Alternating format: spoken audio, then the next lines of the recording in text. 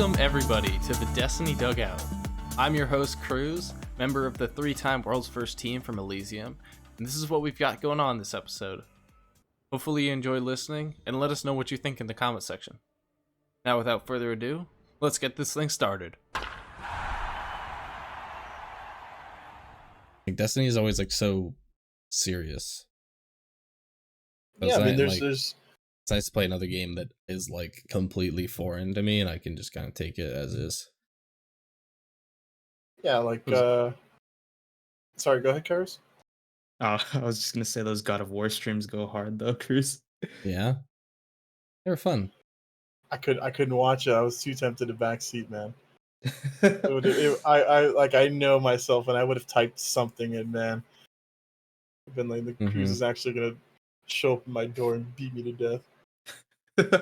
No, I would never. You're too far. True, actually. If you were like next door, though. Oh yeah, I'd be splattered, dust. Big signature right across the face. Oh yeah, multiple signatures. Really? You think you're worth multiple? You know, if I'm still breathing, yeah. Would I get in more trouble if I did it when you weren't breathing?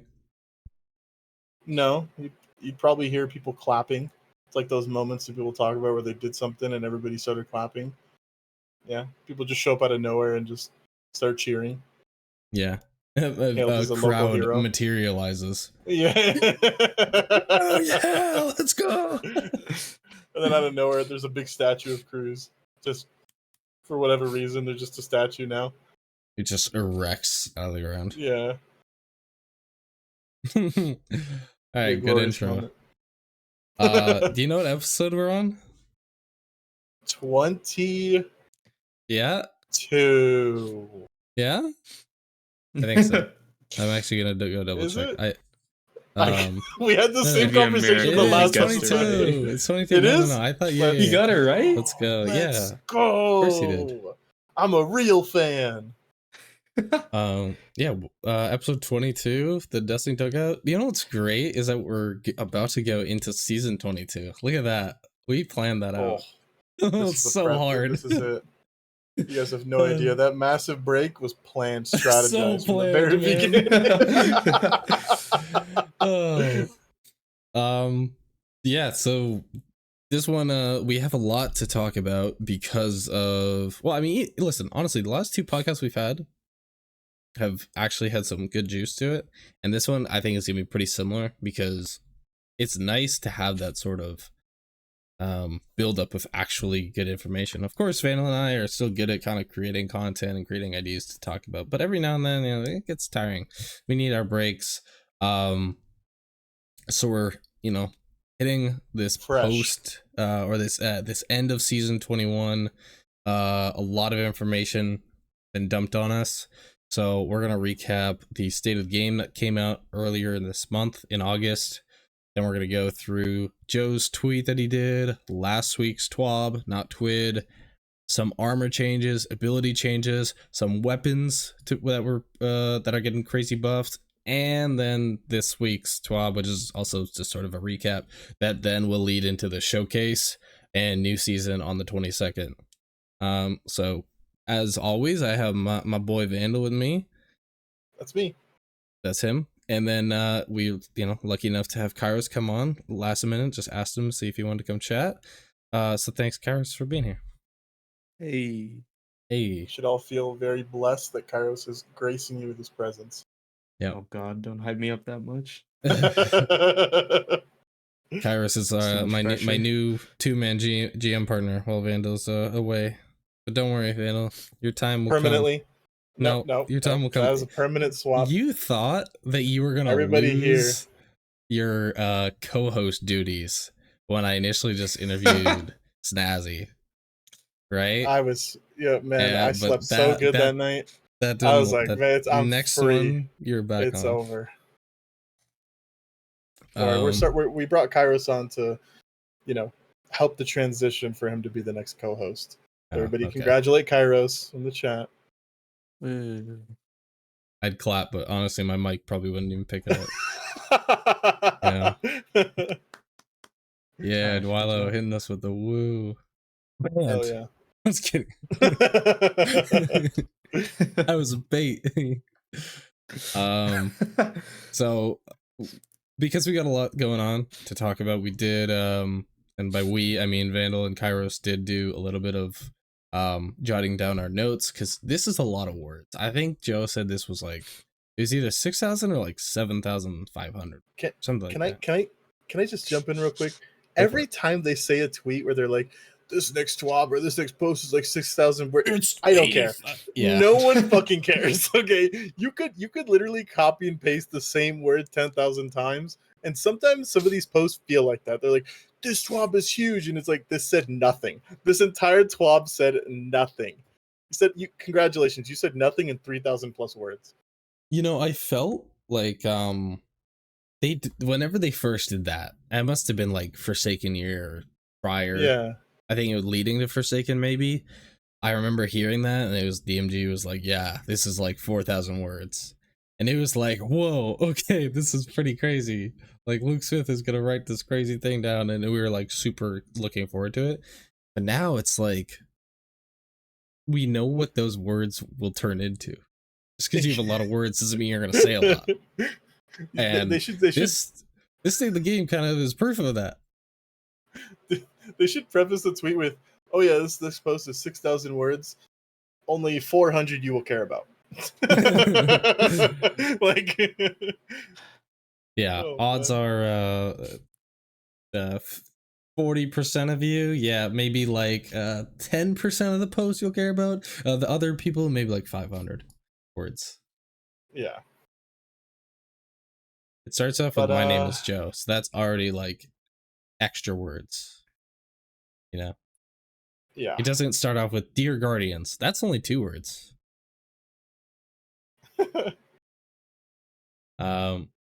But yeah, ritual Wait, updates. I'm gonna be this guy. Can we First thing. zoom in for my boomer eyes? Yeah. You're right. I mean, even a stream would want to see it bigger too. Better? Or do I need to go one more? I remember with Alex, I'm pretty sure if it was up to me, if it was up to me, you'd be at 300%. That's how blind I am. That's 400%. Oh god. I literally went to the bottom of the page by hitting 400%. I don't even know if that's possible. Yeah, I mean, we could probably just skip the intro, like the whole. Basically, just talking about like, I'm Joe, director. Team's moving into this final shape. We're doing Final stuff. shape. We covered. Yeah. Yeah. Ritual updates. We're getting some weapons. Yeah. So there's more. They're giving more engrams. You get exotics now from doing the weekly challenges. The new weapon that shows up. This part is kind of neat. When a new weapon gets introduced, you can now focus it that season instead of having to wait the season after to actually focus it. Which, don't know why it took this long, because it was really dumb before. So that's kind of nice. And the new weapons, there is a very short list of perks that if these weapons don't have it, no one cares. So that's pretty much it. Yeah. Stasis on machine gun. I mean, we got a 900 one last If there's season. no damage, or in reload perk or something, useless. The sniper rifle for strikes, if there's no 4th times triple tap plus a damage perk, pretty much useless. Yeah. And then for the Strand GL, if there's no auto loading or some kind of like reconstruction or rewind plus a damage perk, it's useless. Auto full court Strand GL. That's just the sad reality right now. I mean, it's in trials, so it's probably gonna have like impulse rangefinder or like opening shot or something like that. Some Zen moment opening shot on a GL. Can't wait to take that into my GMs. Danger zone, and something else stupid. Like, it's gonna have encore danger zone. That's what it's gonna be. You can't even get crits. They'll rework the perk just like they did hatchling. It's definitely gonna have hatchling. It's Strand. Yeah, of course. So immediately it's an A+ weapon. And Warden's Law. Law, it's coming back. It's actually kind of designed as like a 2 burst kind of double shot. I almost think of it like the GL from Spire, where it's Hard like, read. Hard read. This hand cannon is going to be bugged with a lot of interactions, including unstoppable, or if it has any champ mod, it it won't will be be able to bugged and it stop. will not work for most of the entire season. And there It'll will be perks unstop. on it that don't proc. Like if it gets 4 times or triple tap, it just won't work. And I'm hard reading that right now. I hope it gets 4 times. I could also see it like stopping a champion and then unstopping it, and then it's running at Immediately. you while like immune or something. Yeah. Like, guys, help me! Yeah, it puts it in a perma immune state so you can never stop it again. Great. PvP. PvP. I mean, I think they mentioned this before. Obviously, this wasn't something we brought up, but in like a past TWAB, Relic and Checkmate are kind of two new PvP modes. Relic is kind of like the name says, you're gonna get to use basically all the relics of PvE and a PvP party playlist type thing, and then Checkmate is almost more like a bare bones style of gameplay, which I think a lot of people will like. I don't know Yeah, if I it'll be mean, like the big thing, but I think I it'll think definitely be something different. I think the big thing to touch here too is when they talk about maps, they basically said making maps is very difficult. Mhm. And I'm not saying game development is hard, but this just says that either they don't have enough of the resources to allocate for it and they haven't in a long time. And they're just now telling us maps are not going to be common and they haven't been common. So they're basically just kind of full admitting that, it is what it is in a way. Like just take the one map a year, I guess. I think we're getting this new map here, and I wouldn't be surprised if they spend most of their time just keep reworking D1 maps and bringing it back in. Mm-hmm. So, but after that, I think there's matchmaking improvements they're working on. If you're a PvP guy, I'm sure you can, read this and decide for yourself if it's good for you or not. I think they said it's going to be more connection based, which is just, I think, an overall good. But yeah, and the new modes, and that's pretty much it. Yeah, and new PvP map multiplex. I feel like seeing people could be kind of difficult with this thing, but it also could be really easy at the same time. I don't know. Yeah. These colorful maps are always weird. I tell But you, the from this screenshot, it doesn't look like there's a whole lot of cover. Like, I know. Like, where is this? Dude, this does not look like it's gonna play very fun.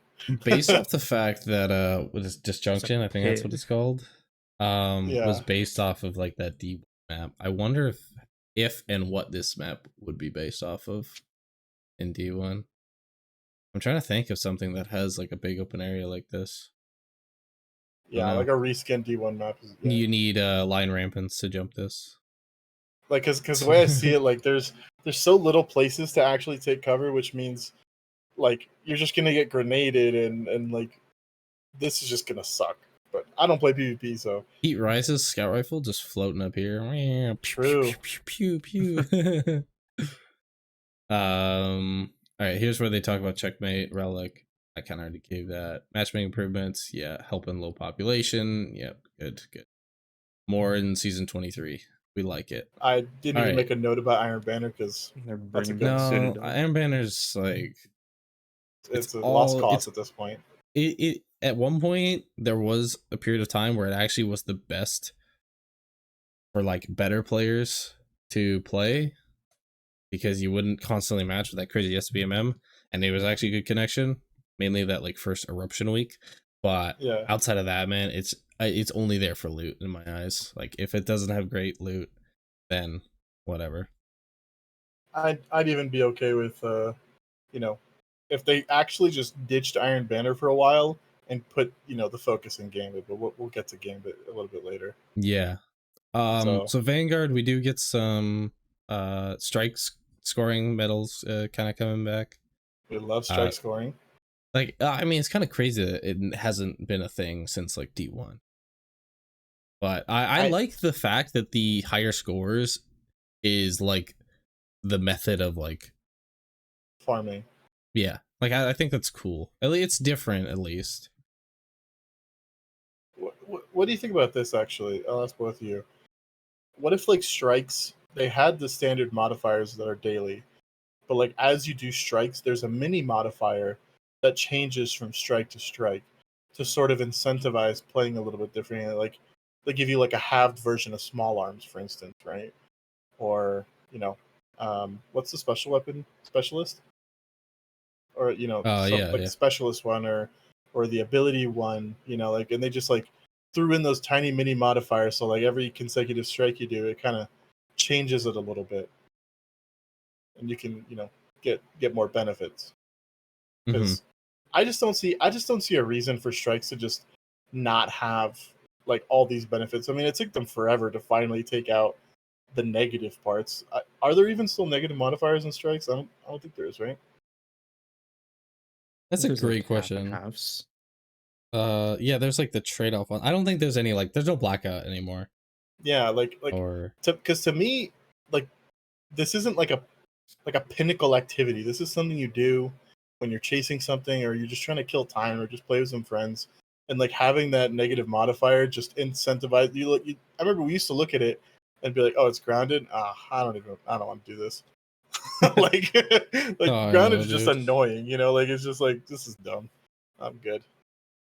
And even if it was heavyweight week, like grounded, no thanks.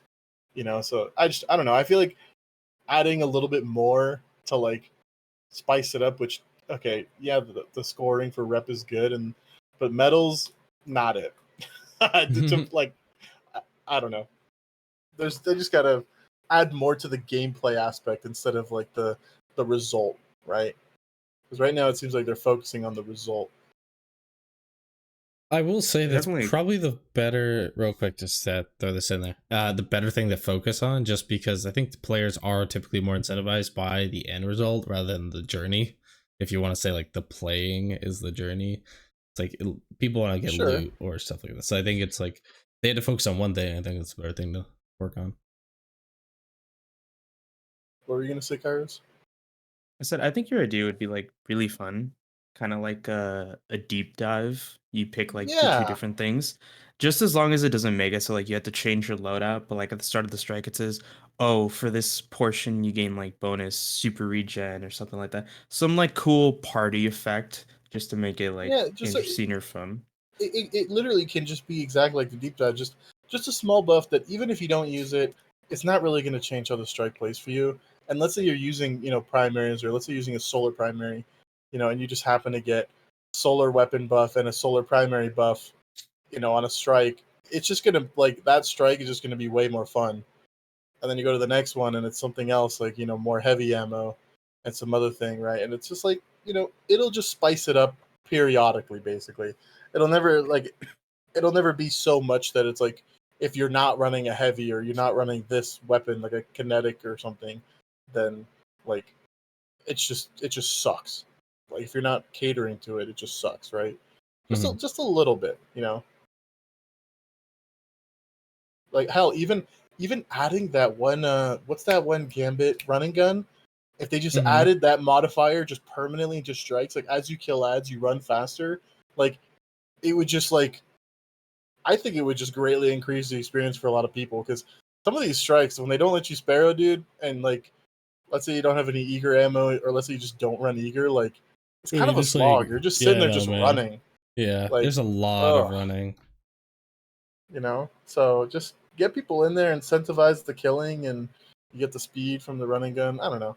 I just think there's some more they could do there to kind of retain players a little bit better. But I do agree with you, Cruz. That the rewards is probably the first thing to And I start mean, with. that's just the like just the start. I mean, I think Yeah, if at least the mid-year type of change, like that's the more realistic one. But I mean, what you're saying is that's where you get a lot more of that longevity out of it, where it's like you're making it fun to just play, regardless of what that end result is. yeah, and if you're so because overall, I think in general, if you're having fun, like the rewards will come, and you're also feeling rewarded because you're having fun, especially when you're playing with your friends and stuff, right? Mm-hmm. Like, whereas if you're just farming for the reward, and we've all been there, doing a GM that isn't fun, it's not great, it's a slog, but you need to do it because you need these rewards, you need this thing, or you're farming for something. Like, you're like literally just holding out hope that you get the roll so you could get the fuck out of there. Like Mm-hmm. that's like, and that mentality is just so bad to have that. So yeah. To end Oh, and off then they're the bringing Vanguard stuff, it's basically just focusing on Battlegrounds and them being a little bit more of like the step forward for Nightfalls, which I mean, I think at this point, like, I don't really want to play the same Nightfalls and Strikes. So even though some Battlegrounds are, not gonna lie, kind of annoying to do as like GMs, I at least appreciate the newness, the new factor, because it's like the moment you have to learn like how the new thing plays, it kind of intrigues the mind a little more. They yeah. just take And so long. that's Bad for that's what I was farming. gonna say. Like, battlegrounds, like, it objectively aren't a bad activity.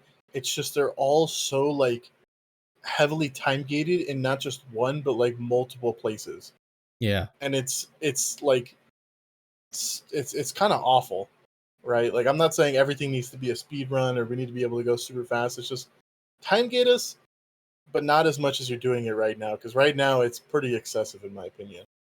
Like yeah. how slow things can get. I see what you mean, and I definitely agree. Like, it's already like a long activity.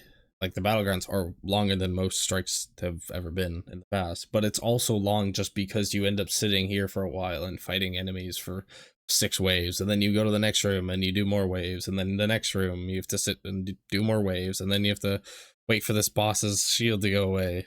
So it's like all of that kind of added onto each other. You start getting like these 25-minute strike clears, and it's like, that's tough, especially when considering in the GM aspect. It's like you could have been doing a 10-minute one and getting the exact same loot. I think that's where like it feels like the player time isn't as respected, or they're just trying to shift what like the currency is. So it's like, once upon a time we could do inverted spire in like 6 minutes or whatever and get 2 golf balls and 2 exotics on like a double week, and it's like, Yeah. let's reel that back and let's add longer ones. Now we have like slower, and also typically like we don't get the double loot on good weeks. So I mean, and to answer two things in chat, JRuth44 asked about the bipod and bait and switch thing. We're gonna get to that, so stick around. And Salt did say in chat, the best strikes are the ones without time gates when you think about it. And I agree. The only thing that I guess I can sort of see what they're doing is like they're health gating bosses now, especially the ones that used to be able to just melt right at the start. What's the Oh god, why am I forgetting? It's not Pyramidion, is it? No, is it Inverted Spire? I mean, inverted spire is the one with the tiers, so you'd fall down and then fall down Yeah, again. Inverted Spire is health gated now, which, Oh you yeah. know, you know what? Fine, whatever, right? But just like with the battlegrounds, and someone brought up how they're for story based. Like the one you do for the story to satisfy and continue it, make it long, and then in those time frames, that's where dialogue comes in. Sure, but when it comes to the playlist, they need to really like have the timers of some of these things, or they need to make it so when all the ads are dead, like the timer just goes at like 200% speed or something, right? Like they just gotta condense it more, because just copying and pasting it, it's not good. It's not healthy, and like you said, Yeah. it doesn't really respect our time because we did it for the story. Like, you expect me to just do this entire super long activity again casually? Like, Yeah, it's make it replayable, make it fun. well, and it's like, you don't, if it's not necessarily super fun to play, and then you also don't have that loot attachment, like why does the player want to do that? Now in like a Exactly. GM for Battlegrounds, there is the loot there. I mean, Yeah. some for us maybe it's not as needed, but you know, the I think they can work. These ones maybe we've gotten there's some good and some bad ones. Because honestly, like the first Defiance last season, that first story one we got wasn't that bad. Like I thought it was pretty solid. It wasn't that long. But then each one after, the next two, like we're like, oh my gosh, I thought the last one was bad. And then this one, you're like, it's so oh much Jesus. worse. Yeah, for sure. And Salt brought up that health gating isn't necessarily time gating. And then like Devil's Lair, because Devil's Lair, the health gate is based upon the servitors. If you insta kill the servitors, then it goes down again. Yeah, and The way they do it now though isn't something you can deal with right away. It's like you have to go sit on a plate and stand there for 2 minutes. Like it's like that's where it's like the health gating is more of a problem. I appreciate an activity where maybe during the fight you're incentivized essentially mechanically to go stand on a plate to do something, but it isn't like you can't do anything until that plate is finished. Yeah, like maybe the like for Lake of Shadows or something, maybe just like the whole thing fills up and you have no land except for like 2 spots. One of them has the thing that you stand on to get rid of the pool. And it's like, okay, I could keep going in this black filled poison land. I could kill him right away. Like maybe I can sit in a well for 5 seconds and kill him. But I could also play the mechanic and deal with it. So I think that kind of hits home, I guess, mainly the whole Battleground strike point. Because like you said, we want to make sure we keep going with this. Gambit. Yep. Who wants to pour one out for Gambit? Dude, we'll just. You want to talk about this, Carlos? Or you want me to? You can talk about it. I don't even know. Okay. Real quick before, I just want to say, as many of you have noticed, we've been quiet on Gambit. Like that's right there. It's like, oh, so you may have noticed. Such an awful you may have noticed line. We haven't done anything. We don't really plan to do anymore. All right, now take it away. Like the fact that they just openly admit that they're like, yeah, we've kind of abandoned it a while ago, and we're just now letting you know. And they said that we're not going to do any more like significant changes to it. So Gambit as it is right now will not change. All we're getting is a Dreaming City map, and they're going to start spawning Shadow Legion and Lucid Hive enemies, which means you're going to deal with moths. Okay, so if anything, moths and shields from the Shadow Legion. Like, oh my! They're basically full abandoning Gambit, and you deal with moths now. Congratulations! Yeah, they're throwing in the new content that they've made, which is the Shadow Legion and Lucid Hive, and they also probably want more reason for people to use the perk Under Over.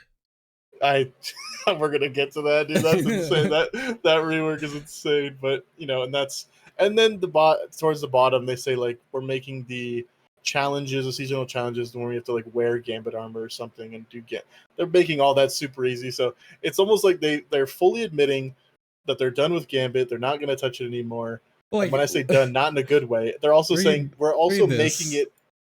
If you want to stick to Vanguard or Crucible challenges without touching Gambit, now you can. Yeah, see, that's what I was getting at. Like, you don't even need to play it, man. They're basically telling you, like, it's not great. So, if you do go in there, you won't have to be in there for long, at least. That's basically what they're saying, because they know just how bad it is. And they're just going to leave it in. And just like, we hope you want to suffer old Drifter next season. Yeah, but we all know that the one person on Twitter who's going to keep posting clips, Ritzcar. So he's just going to keep going crazy in Gambit. Yeah. He's going to be the one-man Gambit machine and the Gambito crime family. I don't even know what they're called. I don't know if they exist. Now it's Honed Edge. That's what it was, yeah. So, I don't even remember. I can touch on this one too. Yeah, go for it. Pretty quickly. Basically, with the armor sets, they've also said that delivering ritual armor every season has been very difficult, and it sounds like they're saying it's not very lucrative for them, and so they're lowering that. And there's something that was talked about a little bit later that is going to kind of double back into this, and so we're going to get inherently less of these ritual sets, which if you paid attention to these ritual sets, they were just recolored of the same armor. They every were ugly. season. No wonder nobody very low adoption rate. Yeah, like of course, because they're like, ugly. Like so that's you know, why. and but we're gonna get a new set with final shape. They've told us that, and trials is still gonna get armor. If you know, good luck getting anyone to take off their warlock, you know, whatever the dog helmet is. I Dog don't know what it's helmet. called. Yeah. Yeah, good luck getting anyone to take that off. But that's pretty much it for this. They essentially just said instead of a yearly update, you get it when you get it. Yeah, that's yeah. This is. I mean, honestly, there's a lot of sections in here, and I hate to say this, that you could literally just stamp with "It is what it is." That's just Yeah. it is what it is, dude. I mean, that's why everyone's like, man, that was the state of the game. That's like there was so much negativity after this. It was Oh, yeah. like, wow, they don't give a fuck. You know, because it's funny. It's funny because a lot of the stuff, if broken into different posts, isn't even like that bad of a sting.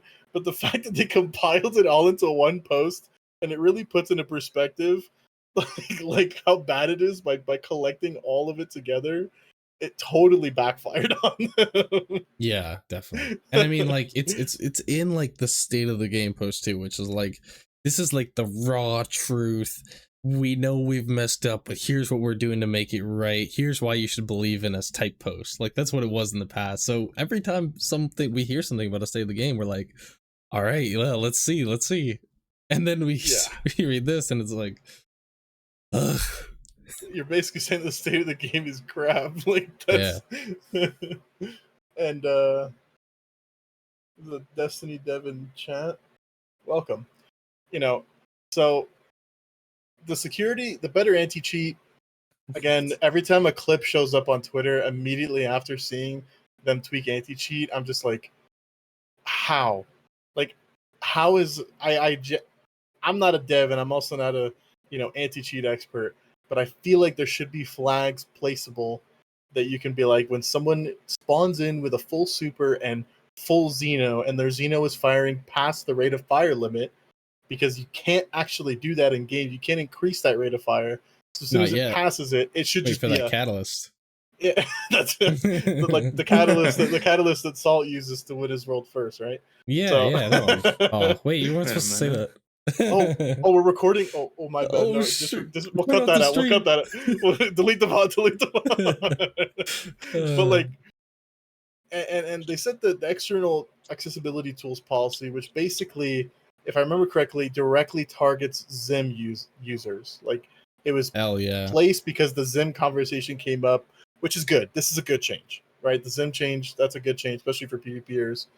And then also at the bottom, if you scroll down a little bit, the one last reminder part there, as always, we receive countless messages from banned accounts that state they don't remember cheating. When we investigate these cases, we often find that they gave their account to someone else by the game for them. We again remind everyone that you must protect your account and not use recovery services. Saying that your fingers are not on the keyboard from when the cheating occurred will not help you in an appeal. We actually had an experience with that. Yeah. I wonder if I'm allowed to talk with that.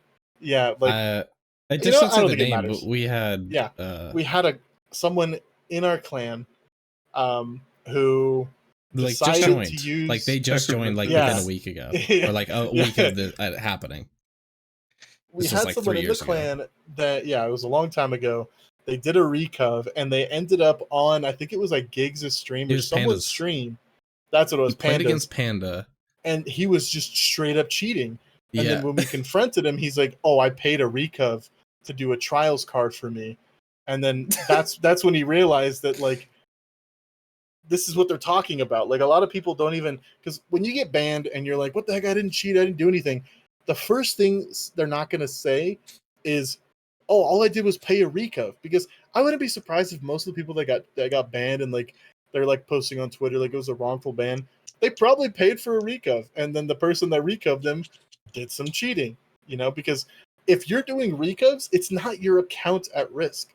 You don't care. So like, if anything, you're just getting money if you do it well. So do it faster and get money. Yeah, the person recoving you is more incentivized to just get it faster because it's more money for them, more orders, and higher air quote success rate or whatever, however it works.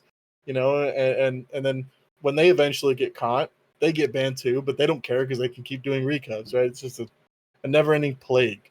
you know, and also the interpretation of having someone else in your account is fairly vague, but I'm 90% sure that if I were to like DM Cruz, be like, hey Cruz, I'm out of town, can you hop on and buy this thing from the gunsmith for me? You can do that and nothing bad will happen, right?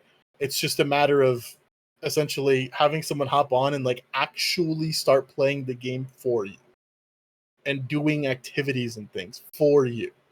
That's the problem, right? So Yeah, I wish that was more. I wish that was more clear, in my opinion. For sure. And I think like the time on the account matters too. Like if you're just logging on to go to the tower and grab a bounty and then you're off, like what can you do in that time to even do anything suspicious? So I think I would like to think that that matters as well. Yeah, and I can't really say that it does or not. This is a big point about people who think that there should be a new engine, right? That's like, oh, this will fix that and that'll fix this, and basically it's their explanation of how things work on their end and what they've done to try to fix some of the server issues, because definitely this past season it was pretty crazy. We had a lot of downtime. Yeah, and there was a lot of like you said, downtime, times where like people couldn't log in, people were getting kicked, massive lag like across any activity basically. And that's just, you know, to reference like Dato's video in a way where he says like none of us are devs. Okay. And if you're a dev, if you've developed a game, you probably know that fixing some of these things, the hardest part is probably finding what's causing it. You know, just from a logic standpoint, and then figuring out how to fix it without breaking everything else, you know, as a result. Right. Especially on a game that's already existed for so long. It's not like this is like fresh and they only have to go back one step. Like, yeah, I mean, there's the topic of 7.2.0. It's like, dang, that's a lot. That's a lot of change. I feel like the topic of tech debt is not talked about enough, because so many things were developed and created in Destiny, and they've been just piling on top of it. And to go back and to change the things that everything was built off of is like damn near impossible. Like, because everything was built with whatever that you know kind of foundation was made off of. So when you try and alter the foundation, it's like, oh yeah, but we're doing it for the, you know, to improve things. You'll probably likely break everything as a result. I mean, when we went from, was it Beyond Light into Beyond Light, I think Last Wish was like turbo bugged. Like, bro, I think that's when we started seeing Shattered Throne in it. Yeah, and we still see it. Like, there's all these things that went wrong, and it seems like they did kind of a shift there, and things broke, right? And it could have been so much worse, basically, depending on how far they go back. But one thing they talked about here is chaos testing, and they're basically going to try and like almost brute force a lot of these things before they happen. And I really hope that that's something that gets done properly, you know, within a decent time span, because as they release these seasons, and like, you know, most of us experience with VOW Day 1, you know, when the game starts lagging and everybody's getting kicked and error coded into oblivion, it's not a good look, man. It's really not a good look. So you gotta tell me twice. I had my little blow up on Twitter about it. Yeah, I mean, I hope the chaos testing that they do is going to see success further down the line. We're not going to see it immediately, but a little bit further down the line, especially with Final Shape. Like, with the Final Shape launch, I hope there's been done enough like chaos testing to where they can iron out a lot of those things, and that it's a nice, smooth launch, and, you know, people aren't, you know, getting error coded day 1 or day 2. You know, because I remember what season was it? Oh, what was it, Cruz? Where we in our Discord, we were counting. We had like a leaderboard of who got the most like chicken error codes. It was during the event where the tower, Almighty. Not no, it was the Traveler. It was fucking coming together. The Traveler? It was when it was like doing all this crazy stuff and then eventually reformed. Yeah, it was like during that. We literally had a leaderboard. I don't know, but we had a leaderboard. Is that going into Beyond Light? I think so. I feel like it was. Like, of who had the most error codes. I know Solstice was around. Like it was so comical. Yeah. That's because that's all we could do is just keep relogging, and like everybody got an error code. Like, oh, +1 for me on this error code. Like it was, it was so dumb. Yeah. Oh, I got a beaver. What are beavers worth? +5 points. Yeah. That was good. And the Seasonal structure, basically from this coming season going forward, we're actually going to start seeing that revamp. So I think that's what a lot of people are really excited about. The ending of the life all year at the very least is because this has been essentially a year later from when we really started to feel that burnout on that same grid structure of seasonal story and like unlocks and like what we're getting. So essentially here they're just saying, you know, as we mentioned back in February, blah blah blah, you know, systems throughout seasons 22 and 23, and they're gonna keep going and progress and change things. Obviously all these things take time to develop, and that's why, you know, they hear the feedback and then they start working on it, but they're working in seasons in advance, which are, you know, months, even sometimes years. yeah, they're usually. I think they said they're usually like 2 or 3 seasons ahead. Yeah. Like right now, I think they should be wrapping up Final Shape. Like it should I actually think be they done. said that they're going into like final production of Final Shape like pretty Yeah. soon. Yeah, so they should be wrapping it up early next season, and then start working on probably the second season in Final Shape soon Yeah. after. That's about their timeline, which is why you don't see a lot of changes immediately. Like they don't happen season to season because these things have already been done. And the way PlayStation works, I've seen a couple posts about this, where they have to submit it to PlayStation, and like Mhm. it has to get approved, and to go in and like actually change that is a big process. Like just getting it in is a process. So like, yep, I mean, looking at it realistically, it's not like they can just like, oh, this new season about to start, let's just make a couple quick changes. Like that's not how it works. You know, it's an entirely like whole thing that it's not even in the devs' control most of the time. It's like a whole other team that does all that stuff, working with PlayStation and with like, you know, the way patches and big things go out. So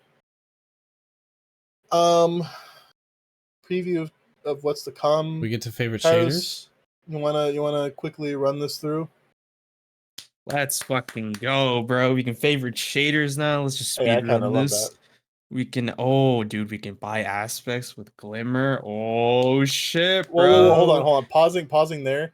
You no longer have to do the stasis quest to get the fragments and stuff, which is amazing for new players. First of all, God like bless that's America, I man. can't wait it's to delete that the has been character now. way too long. That has taken way too long to happen, but hey, it's here.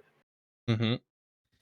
God, transmats are not unlockables. I forgot these were a thing, to be honest. Same. Yeah, I carry so many on my character. Yep. I change them I every just- strike. Wishender. Oh, my bad. What's up? Wishender. Yeah, Wishender. It's a- They should becomes a fix this real bug quest. way time ago. Resources. I mean, yay. Nice. Yeah, I mean it's neat. It's moving to collections. Yeah, I mean, I think everything that exists in the game should be in collections. That's the point of it, right? It's like a database for Yeah. players to know what they've acquired or not, or know what they haven't acquired, and then how to get it. And That's I mean, kind of like the in the design same of way, it, right? It's a checklist. in the same way with the shaders, you should be able to like favorite certain things in your collections. Like if you favorite like a tincture, like if they end up moving tinctures into collections, for instance, right? Like you favorite it, and that way, in the overview of the collections, right, you can just have like 10 things favorited, so you can like see how much you have and then pop it from there instead of having to go in and find it. or That'd be whatever. pretty cool. Yeah, but Iron Banner challenges, cool. We already That's- talked. We already said we don't talk yeah. about Iron Banner. Ritual Yeah. rank ups immediately. yeah. So no longer you're not blinded. Technical stuff. Yeah. You're not blinded by the rank ups, the Crucible rank ups, like during your match. It's like this whole, it just completely just covers your screen for like a good 15 Yeah. seconds. That's- So yeah, that's kind of nice. Did This they talk is about the aspects? no, we yet, haven't. or I no? think that's gonna be a tomorrow thing. I Okay. bet that comes with the artifact. So part 2. And if it doesn't, Oh. then it'll come in the showcase. Yeah. Um, Which I hope they're good, just man. from the names alone, the hunter one, like this needs to do a lot, because the hunter one has, like, he has the 2 grenades, which is amazing for hunter, and then Mhm. also the suspending slam, which again is amazing for hunter. There's no other way to suspend besides running to suspend nades, and so this has to do a lot. Like, and if it's just a straight damage, like, dodging, spawns a little like unraveling storm around you, so while you're near enemies, Well, it like unravels them. exactly. I It's the same I thing with just like this is not it. that shade. It's like a cool, like the last the third aspect for hunter, where you do the dodge and you leave that Yeah, and it like figment taunts behind you. enemies. It's cool, but it needs to have a tangible strong effect. That's something that Yeah. both the first and the second one do. You get a second aid charge, and your grapples are a little better, whatever. But it's a second aid charge and a suspending slam. With suspend being lowered in terms of its effectiveness, it's still obviously great for just stunning unstops and like dealing with the champ for a split second. Like, it'll be up there for like Yeah. 3 seconds now. But I don't know. It's, for me, based off the name, Whirling Maelstrom, that's some form of like augmented just hard attack read type it? thing. Dude, what if I just hard read it right there? Like, you The do a dodge and dodge? you get a little like tornado around you that unravels enemies. I don't know. Or, like, I could severs see it being enemies. like an alt melee thing, kind of like a slide melee. Warlocks That's have that's it. also true. Titans I've have heard it. that. Give it to Yeah, hunters. I I mean, could see and hunters having it. Banner of War for Titans, again, you're competing with the suspending wall, and you're competing with the Tangle Woven Mail. Okay, Plus heal. that is the big one. Like, That one's really good. that is a staple for Strand Titans. Like, you cannot like not use that, in my opinion. It's Yeah. too good, because not only does it give you woven mail, it gives your teammates woven mail, and it pulses 3 times. And so even if they throw it down, as long as you get there before the 3rd pulse, you will get a full duration woven mail, and it heals you, like Cruz said. Like, this is just too good. And then the suspending wall works perfectly with a Bant Leap. So, like, this again has to do something really, really strong. And Banner of War tells me that it basically is going to replace your wall with some kind of like damage amp, and if it's not a damage amp and all it does is like unravel or sever or something, It's like an it's not Empress enough. behind a Yeah, Rallycade or something. it's not enough. I Yeah. could say something like that, not literally being an Empress, but I think kind of like Bastion, it'll Yeah. have some effect that applies to you behind. Ideally, it would be pretty cool to have Titans have that damage buff aspect, because their only way to do that is either with bubble or just a radiant melee. Yeah. They don't have any innate thing to just give to other people or themselves. Weave walk on warlocks, I don't know, I feel like that's the hardest one to read, for me at least.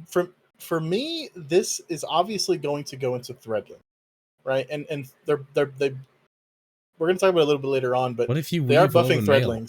Threadlings. That could be, Who see, knows? that's but it's also still going to involve Threadlings, right? So what I'm thinking is, as you make Threadlings, right? Like, for instance, any effect that spawns Threadlings now spawns an extra one, right? And then any enemies that die to Threadlings, they're either going to like make another Threadling on death, so it's like an infinitely chaining thing, if the ads are weak enough, of course, or ads that die to it, like nearby you, give you woven mail, which both of those would actually be pretty good, because right now, Warlock's aspects, the only one that's good is the one where you eat the nade. But I actually really like the wandering one. I don't know what it was called, but the one where your tangle The one where flies you like throw the almost tangle. straight. Yeah. Because I love using grapple melee on Warlock. Like, I have a whole build for it and everything. And I make that tangle and I just toss it and then grab onto it and I'm just flying. And because when you grab a tangle with your grapple melee, it doesn't burn your grapple melee. So, like, you can then grapple melee again, so you can get even further. I use it to go up, I use it to go far, like, do all kinds of, funky stuff with it. And I find it really fun. But if this one is just like a straight ad clear machine with threadlings, for instance, or like a way to get woven mail, it's instantly going to eclipse that, in my opinion. Mm-hmm. I think like a lot of this, like the armory works we're gonna talk about. These are all other articles, basically. Weapon subfamilies. I mean, we'll touch on part of it, but basically saying like they're gonna look into some newer weapon types, like new archetypes of weapons. So you know, we know there's gonna be the new hand cannon with Warden's Law kind of coming back. Think Last Right, the DMT models, like that's technically like another subfamily of a scout. So they want to do that for other things. Cool. Hey, you might even see the first 3-round burst SMG. Yeah, man. You never know. Something crazy like that. Won't be good, but it'll be there. Weapon tuning preview. We don't really need to do the preview once again. Oh, look at this. They teased it, Kairos. There it is. They Oh, put this shit. here Is that because they Striga knew. in the back? Is that guy using Striga back there? The Warlock in the middle? No, the No, Warlock's that's got the a- scout. That's a scar. Oh, I saw the pointy ends. Yeah. Yeah, I Okay. don't need that Titan. He's got that funky armor on. He's got know. something on. I think we can skip past most of this I agree. and then end Bring it back with challenge. Yeah, we want more challenge. This thing's pretty cool. I Well, think this. I don't know if you the want thing- to quickly touch about. Well, I want to go back to the bring back challenge. They're basically saying with the bring back challenge, we did it. Yeah, Like they sound content with that. we feel we've and achieved that this goal after making straight additional up- tweaks. Sucks. Like that sucks to hear. I'm not gonna lie, it does suck to hear. You know, at this point, I don't know what else. I mean, with what we're gonna talk about a little bit later, it kind of almost negates this, in my opinion. So, yeah, I just this is a bummer to hear because if they feel content with this level, this is their version of bringing back challenge. The only challenge in the game, and this is what it has been for the past like 2-3 years, is the day one. Is the day one race, and that's it. Yeah, That's all you have. If you're looking for Destiny for a challenge, do the day ones. Prep for the day ones, and then everything past that. you could solo dungeons day one. They can be kind of difficult, especially the newest one. That was I didn't even Yeah. finish it. Yeah, I mean that. But to me, we've had this topic in the last episode. It's 3 hours, so if you really want to hear it, have fun. But to me, just turbo loading enemies with health is not challenge. That is like so wrong, but that's whatever. The best move type on. of challenge is complexity, making the player think about multiple things. How do I deal with a mechanic? How do I deal with enemies? And then weaving them together. And Pretty and much the answer way to that, it's felt right now is just in non-raid things, it's make them really hard to kill. And in raid things, make it only the mechanic because nothing else needs to be killed, which is what they do with Rom. Yeah. I'm hoping they learn something for Crota or whatever else we get. and the answer currently to that what you said earlier is can you place a well? You should do that. And if you can't place Yeah. a well, can you get woven mail?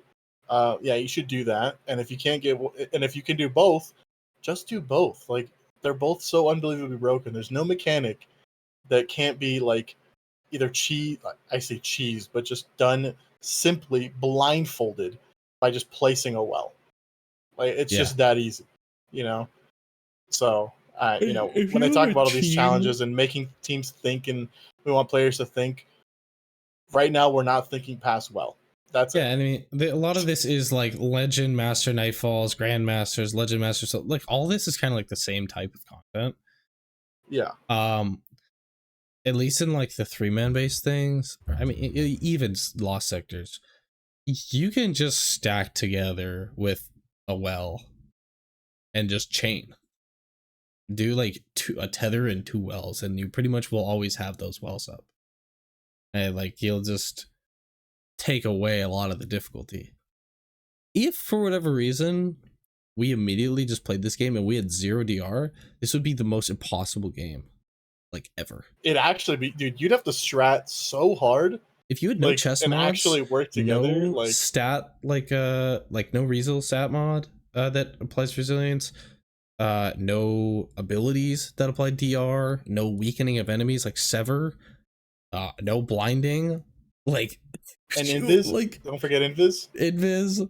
I think healing's fine if you get one hit. That's always the thing we bring up with opulence. It's like Yeah, you put down a well in front of that ogre in opulence, you would die.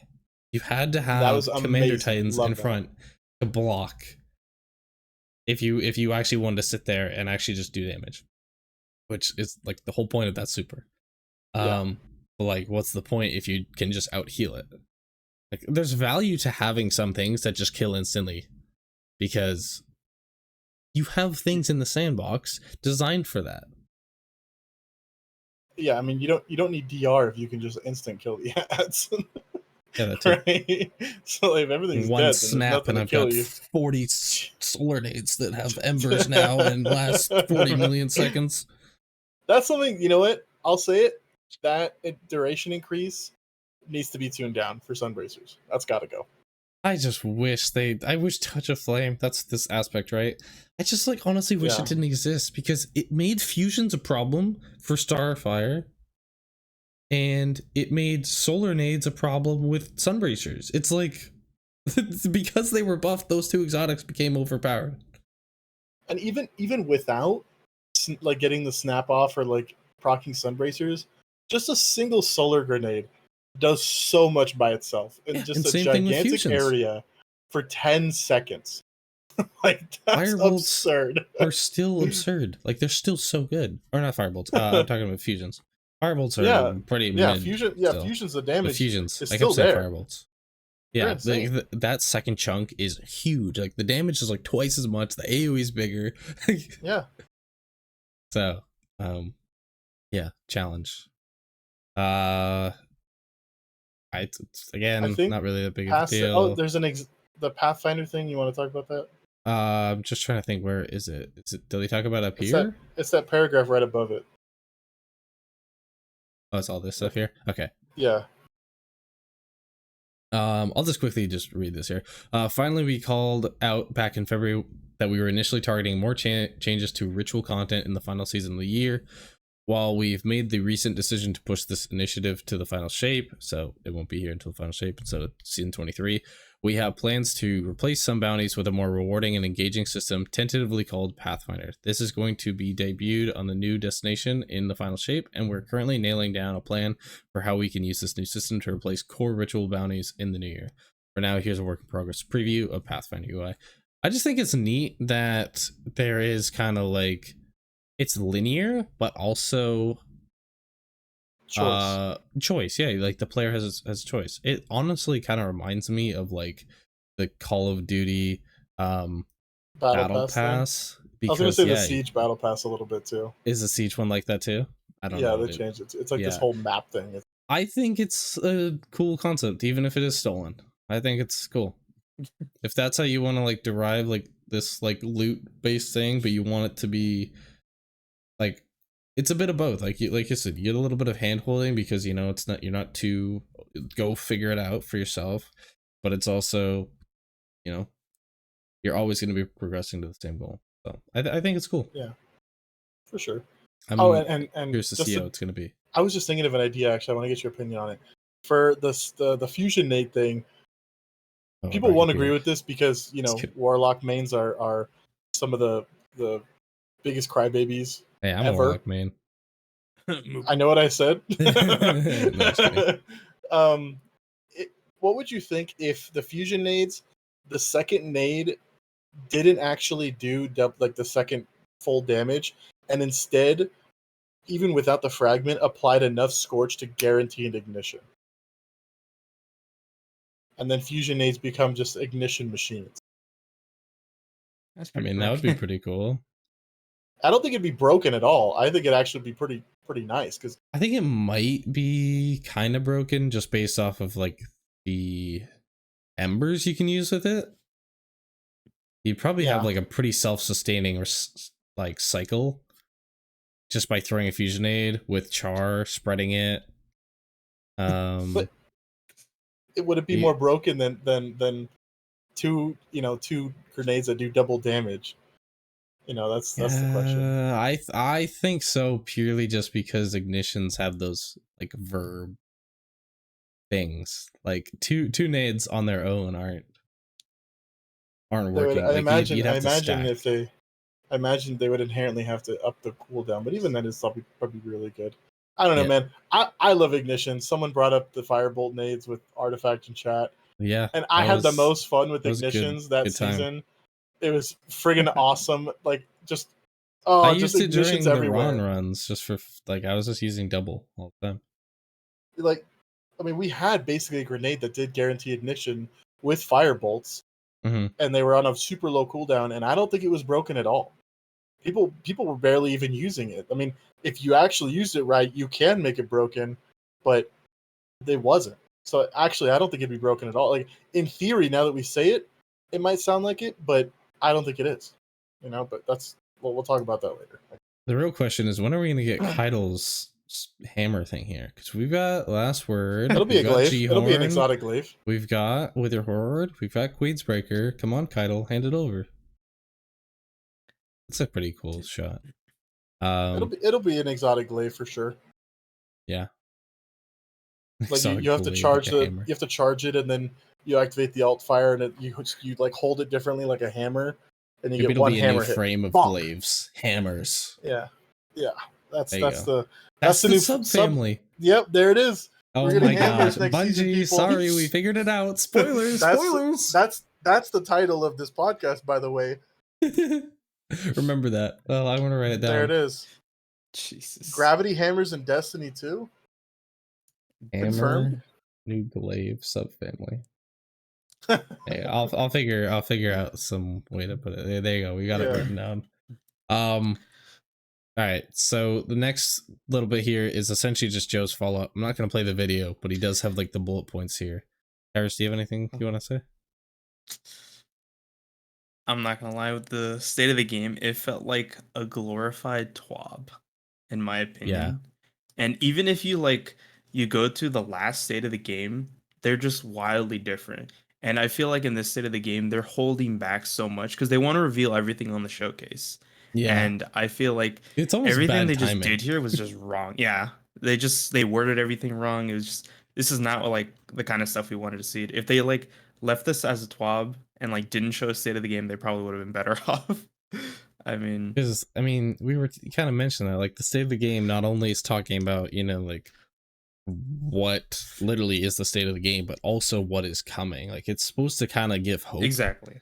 And the hope that it did give was like, hey, we're bringing more battlegrounds.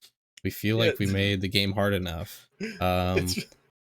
We're developing something for Final Shape. It's really funny you say that. Like what's supposed to be what's coming, all it did was show us is what's not coming. Yeah. Like that's all it did was show us Sorry, all the things we're not getting. Ooh, And we're like, huh? Yeah. Armor, kind of tough to make. It's like Gambit is dead. Sorry. It's kind of insane. Like all the things we weren't getting, and it was like, oh, this is a bad look. Yeah, so we're gonna have showcase. Yeah, we already talked about that a bunch. This is all stuff again. Joe honestly does more of like a summary and like an in-person state of the game, but actually kind of like says a few more things that actually kind of matter. I think the armor kind of breakdown makes sense. The basically elite armor, what it's supposed to look like. You want people to like the armor. So I mean, those are always going to be like the coolest looking attainable armor.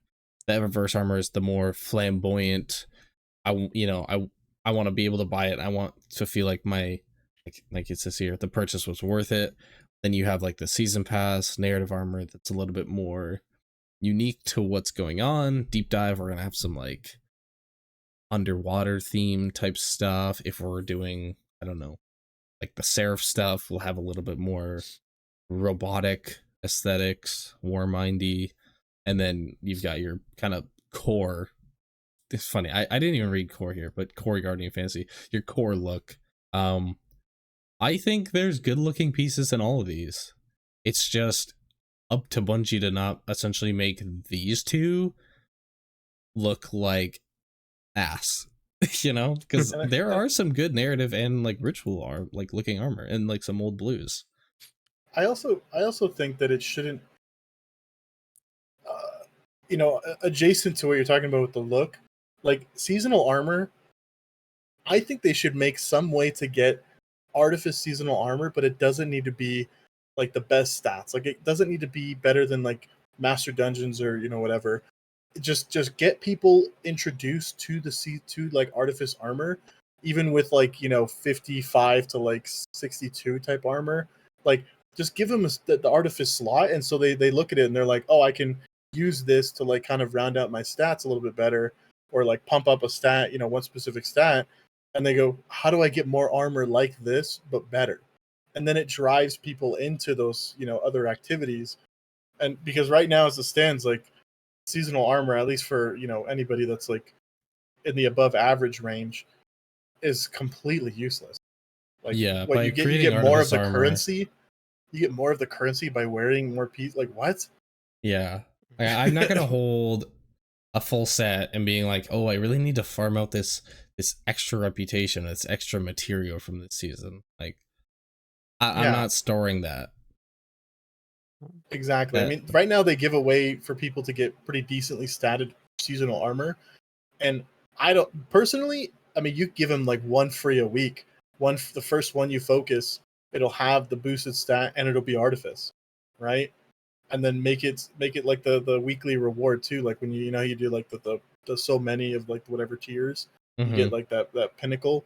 Make that the Artifice armor too. Like I don't see an issue with that at all, honestly. Like that to me just drives more players into the build crafting, into caring about your stats, because you now have the agency to like, kind of alter it without having, super high mod costs. Because like, I bet you anything, most people are just slapping on 5 resilience mods, and that's 4 energy off every single piece of armor, basically. Just like that. I know. No, you need the Artifice armor.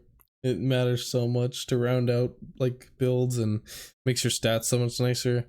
I was just thinking like the whole stat thing, because it's like just kind of sucks because there's so many stats that aren't like meaningful. Like you run Resil, Recove, and Discipline because they're the most impactful. Your Discipline is the most impactful ability we have with the nade, and then Recove and Resilience. You heal faster and you take less damage. It just sucks that there isn't like something, I'll say the division because that's what I'm referring to in my mind, that's like, oh, I'm gonna spec into my strength because that's gonna boost my damage, uptime, all like it's like the fact that it's only cooldown rate makes it less meaningful to stack into. So it's pretty much always the smartest thing to just stack into the base stats that are the best versus stacking into what your build is good at. Like I feel like if you have a strength based build, like where you're punching stuff, you should want to have 100 strength, not just because the cooldown's better, but it should just make your melees better all around. I feel like that's how so many other games would do it. Yeah, and it just sucks that like the stats are so unimpactful that we just always run the same ones. And when you have classes like Titan, Bonk Hammer, that the stat literally doesn't matter at all. Like same thing for Arc Hunter. Completely, and I was gonna say Arc Hunter, and then you have Warlocks with notoriously bad melees. Like they have Celestial Fire and the Snap, but like everything else just sucks. Like it's just so bad.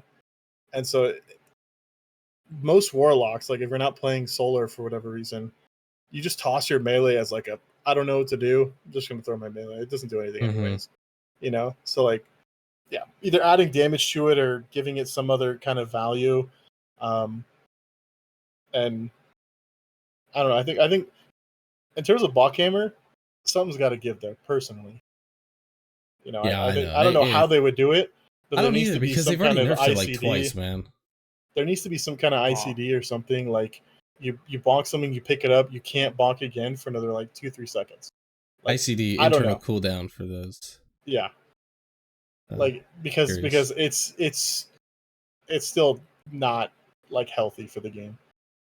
I mean, Arc Hunters at least have to like cycle something for it, which again isn't that hard, but they're at least having to cycle something. Whereas Titans just benefit, benefit across the board. And you pick it up and you heal. Like, it'd be kind of cool if maybe it was like every time you threw a hammer, it took 50% of your energy, and like you then had to just do like normal punches while with you like waited for while that applying next little Scorch bit. and But it would also be kind of neat is if there was like a tier system where if you had a full charge melee, it would do like X amount of damage, and then you threw it, it would use half, you pick it up, you get 25% back, so you have 75%. Now you have a 75% strong hammer. You throw that, then it's down to 25, you pick it up 50, you throw it, and then you're at 0, you pick it up 25%, and then you're just constantly doing 25%.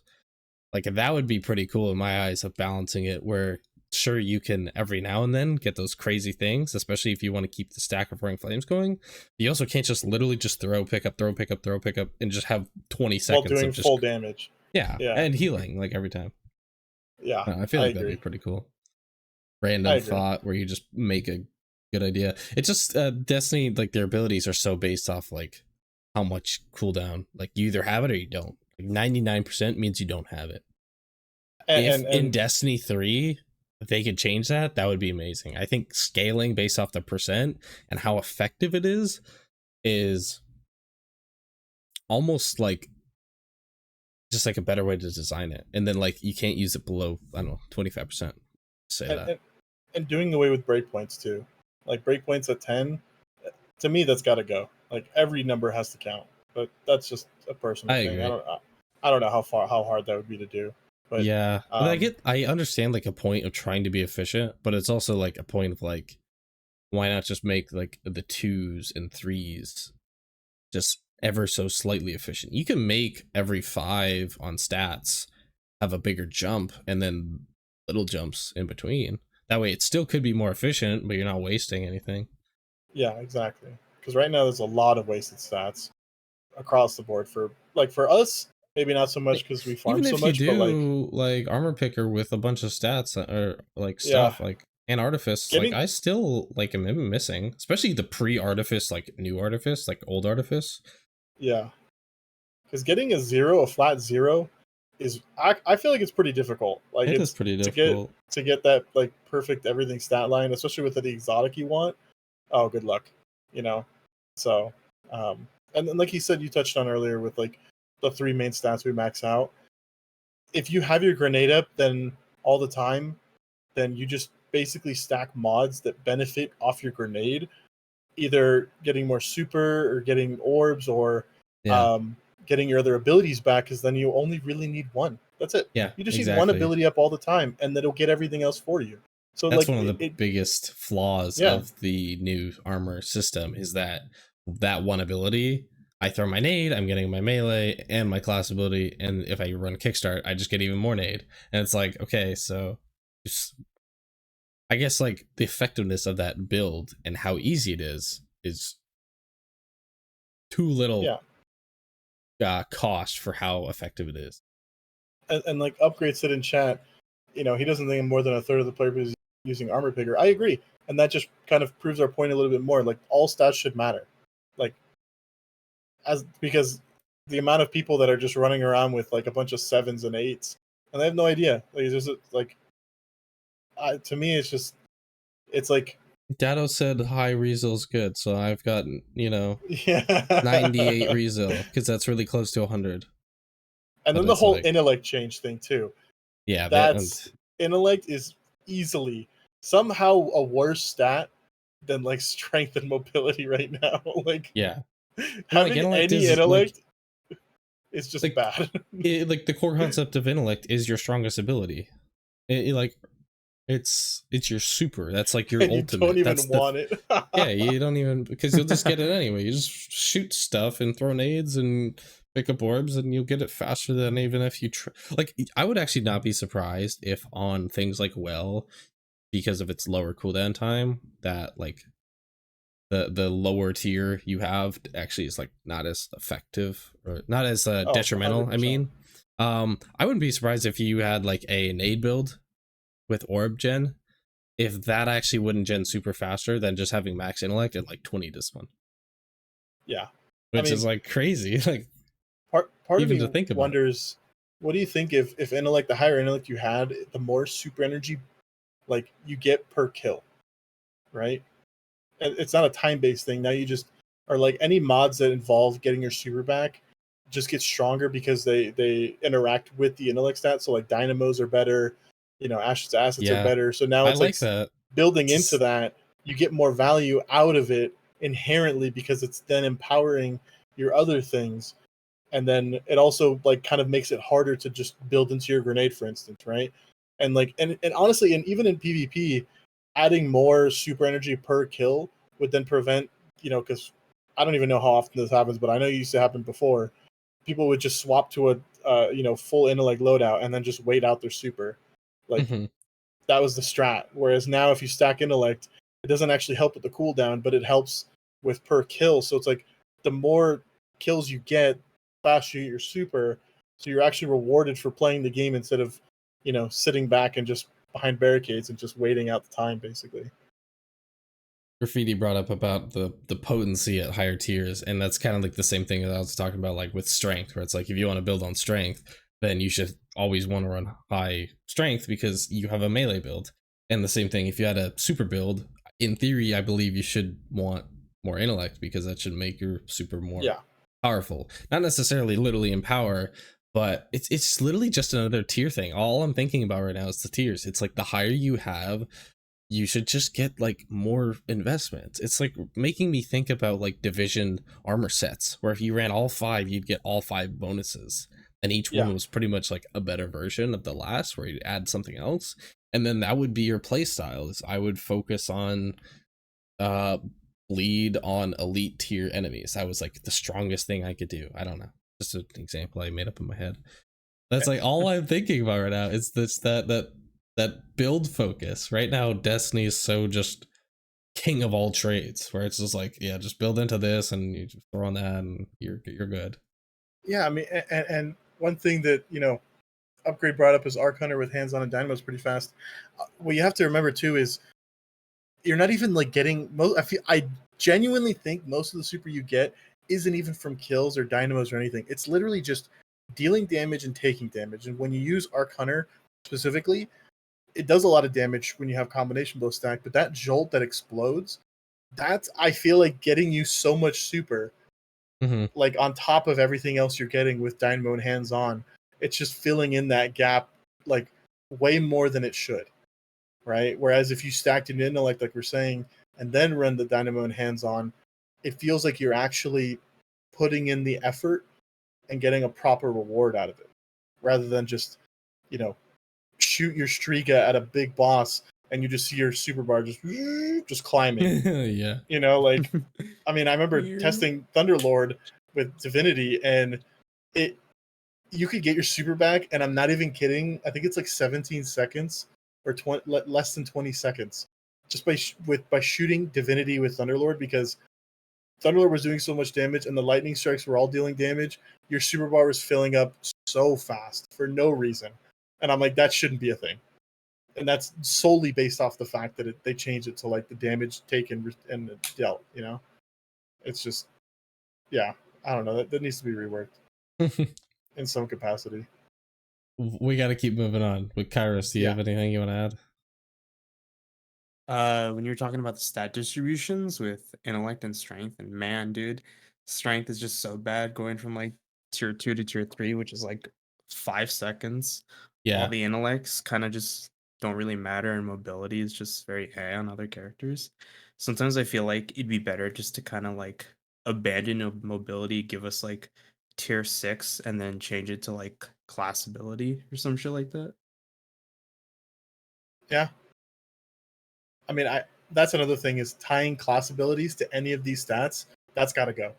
Yeah, I agree. Like, I was actually thinking, like, go, just in general. That ruins the default like, oh, Rezealous Titan thing. But it's like, yeah, I mean, you could just get rid of it and just have Rezeal, Recov, and then class ability. Tie them all to intellect. Tie all class abilities to intellect. I actually, like, dead ass. There you go. That would be sick.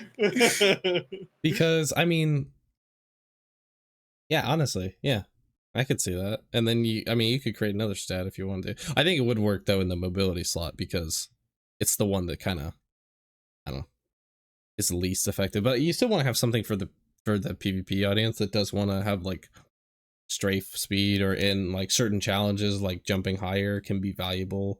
like King's Fall. So I still think having mobile, even as like a somewhat wasted stat most of the time, still fine to have. So I mean, I'm down. Throw class ability on intellect. Why not? I almost want to like almost dumb down mobility just straight up to like 4 levels.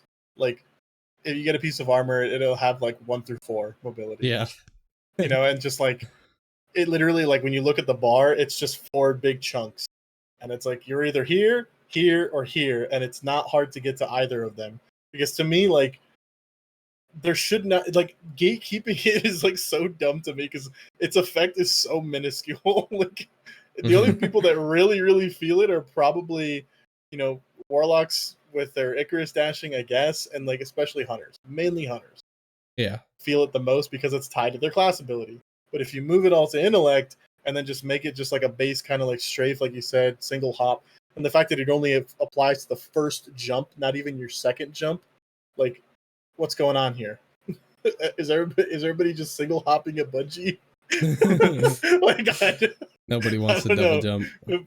Like you make warlocks glide a little bit faster. Like you literally just glide faster, like with more mobility. You know, it's just simple things like that. I mean, just you move faster through the air with your aerial abilities. Or you know what?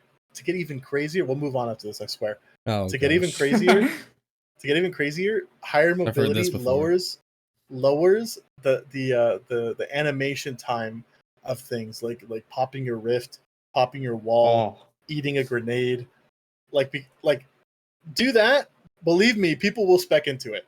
100%. Yeah, definitely. But like, I feel like that would break the game. I don't think so. Animations, man. Like I feel like there's a lot of trade-off there. You know. I don't know, hitting a 1.5x on a scalar on a I don't know, consume nade, I could just see that going wrong and your character like becoming a ball of light across your screen. Yeah, something like that. Okay, now we'll move on. Okay, see, this is what happens. You literally just, like, we were talking about armor, and then somehow we talked about stats. I'm here to derail. That's my job. It's not Bro, even I was you, about like, to derail even more. Oh, I God. don't even remember what I brought up, but I brought up something about it.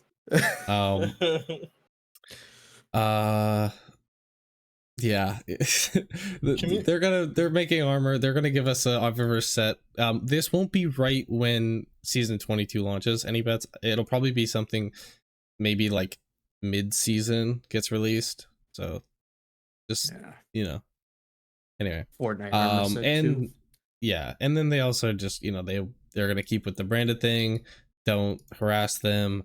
And then he's gonna be streaming Destiny. We'll see how much. Yeah. If you see Joe streaming, go check him out. Don't tweet at devs, okay? Don't tweet at Hippie. Don't tweet at any of them. All right. If just you have an idea, yell at or that Destiny 2 Teams account. If you're pissed, like, that's what's for. If you're pissed about anything Destiny related, tweet at Salt. Seriously, just tweet at Salt. There you go. Tell him. Okay. Oh, don't tweet at any devs. Don't even tweet at the Destiny 2 team. Just tweet it at Salt, because believe me, he will reply. They won't. Mm-hmm. He will. Okay. Argue with Salt. He's the best community manager. He takes it all and he responds. He is Bungie. True. He speaks for people. So this is, I'm gonna make sure this one goes quick. All right. Okay. This is the last. This is the last week's TWAB. As you can see in the bottom here, it's August 17th/18th. This is the 10th. So this is about Keith David coming on as Zavala. Mm-hmm. In my opinion, that's a yay pick. Big fan of Halo, and I like the Arbiter, and you know his other stuff is like Spawn. He's a great voice actor, and I think he'll do a good job. I don't know if you guys who are listening to this have seen his reach in terms of what characters he's done and like doing it all in one video, but I saw one here in like the Elysium server, and there's one that definitely sounded pretty similar to what Lance did with Zavala. So that's a yay pick. It's a good thumbs up for me, in my opinion. And exotic mission rotators, cool for content, but the main thing in my opinion is all these old weapons. It's basically going to be your best way to get them, aside from just waiting for Banshee or Dares to come around. because a lot of these you can't pretty much get right now. Any That's a thoughts good or comments change. about this? There's gonna be a Craftable- lot though. What's the GL? Craftable dead messenger. That's insane. yeah. That's It- bonkers, man. Additional trait. Like, I wonder what that additional trait is. Hopefully it's something better Dead than Messenger is turnabout. already- Under over. Under already over for real. It's gonna have under over. Oh my god. No, it will. You know what? It will. On it, Because it's I like shield. turnabout. It's a. Yeah, I do too, but it's kind of like it's not like that noticeable. Yeah. It'll probably be like some. No, it'll probably it's be gonna like, have like under over. Dead ass. No, it's gonna be a choice. It's gonna be a choice between 4, like kind of like Revision 0. Well, that's true. Right? It's craftable, right? Just give it So- an Yeah. or some So shit. it's gonna have turnabout, under Auto-loading. over. It's gonna have Genesis, and it's gonna have Any Disruption shield based thing. or Adaptive dude, munitions. Cruz shield disorient. Bro, Oh, and you could switch it. it's back. Oh, It's back. way. Let's go. It's bad. I can't wait to have Shield shield disorient and disorient. under over. oh man. Still craftable, Rev 0. Yeah. DMT craftable, do trait pool. That DMT fucking who cares? Like, Yeah. like you said, all the weapons coming back. Some of those weapons are actually really good. So. Yeah, there's really good ones. I mean, like the Ikelos hand cannon, that's one of the best ones. Yeah. Fire and You have forget is a weapon. I don't remember, but it's linear? one. It's linear. That's stasis. That could be Yeah. good. There's the Judgment of Kelgarath. Mm-hmm. That's a That's- glaive for all the that's a glaive mains glaive. out there. Yeah, you know it. Sweet Sorrow is pretty bad. But don't want Peace that. of Mind, that's really good for PvE. The Yep, rapid fire and if- pulses. Plug in the sticks. Yeah. No. If you plug in the sticks, you have to go to Sweet Sorrow. What do you mean Peace of Mind's broken on the sticks? No, I know. I'm just Oh, okay. alright. I was still lying. Well, we've Um, never lied, not once. Oh, okay. I forgot. My bad. Exotic deep sight mission, whatever. So basically your first completion is gonna, give you a deep sight, right? So it's gonna be your avenue to catch up. And what this also tells me is that these types of missions are definitely sticking around for the long run, because they wouldn't make a rotator playlist like this if they weren't going to add to it, in my opinion. Especially with everything they bring in with new seasons, like I feel like they have to. Yeah. I'm just kind of seeing if there's anything else here that really matters. It's kind of just all recapping similar things. Yeah, I think good. I didn't even realize this was a thing. Oh, that's why we had to do our birth date in dim. Oh. That's why. Oh, okay. August 15th. No wonder I never knew that. I just saw it Bungie's popped up and trying to asked for my dox us, age. confirmed. Yeah. I need to know how old I am. Yeah, we're ready. We're ready for Grandmaster. And that's it. That's the end of the TWAB. Exotic armor. Starting with this. Yeah, trying to keep things moving. Knucklehead Radar. The functionality of the Foe Tracer exotic helmet has been completely removed from that exotic and added to Knucklehead. So Knucklehead is now Foe Tracer plus Knucklehead. What do we think? I like that. I think it actually gives people a reason to use Knucklehead, unironically. I think that's I don't know perfectly if fine. anyone was ever going to use a Knucklehead without exactly. some major tweak. So I think Foe Tracer, which already had some benefit, and applying it to Knucklehead, which looks really It's cool, nice. is fine. Now Dwylo can swap to Knucklehead instead of Foe Tracer for all of the speed damage on his hunter. Foe Tracer is pretty unique. They're like, as we read here, we're kind of ditching that, and they're basically just taking the concept of monochromatic maestro from, is that the Seraph artifact, or it's something around there? It's like, yeah, it's just somewhere. It's like 2 seasons. I want to say it's like 2 seasons, maybe 3. Yeah, I think monochromatic was there with the solo operator and the weak and clear at the same time. Or did we have it again? I don't know. Did we Maybe get it we had it twice? again. I don't I think we got it feel like we twice. did. Graffiti But says all I know is last that it was season, only but 10%. It was only 10%. Yeah. Well, yeah. I remember never using it. That's what I do know. Yeah, I saw someone test it Um, on Twitter, and I was like, okay, not getting this. And it had to have been before Raid, because I remember testing it. So yeah, maybe it was last season. It might have been. Yeah. Because I remember testing before Raid and being like, is this gonna like matter? And then it didn't stack either. When you deal damage with one of your abilities, you gain a damage bonus with weapons that have damage types matching it. So use abilities on solar, your solar weapons do more damage. Do ability damage with void, your void. Additionally, when you defeat an enemy you've damaged with one of your abilities, either with another ability or with a weapon with a damage type matching your subclass type, so the solar thing matching your solar subclass or that solar knife, you will spawn one of the collectible objects, so a fire sprite in this case, associated with your subclass, such as ionic trace. Fire sprites. That's a lot, right? That's a lot of synergy. Very good. This might actually be one of, if not the best, because right now a lot of the game benefits from running the same element as what your subclass is. This might actually be one of the best neutral game hunter exotics just in general, because when you think about arc, you throw your pull on a boss, you now have a whatever damage buff to all your arc weapons, and there's a lot of really strong arc weapons right now. Even on void, there's some good void weapons.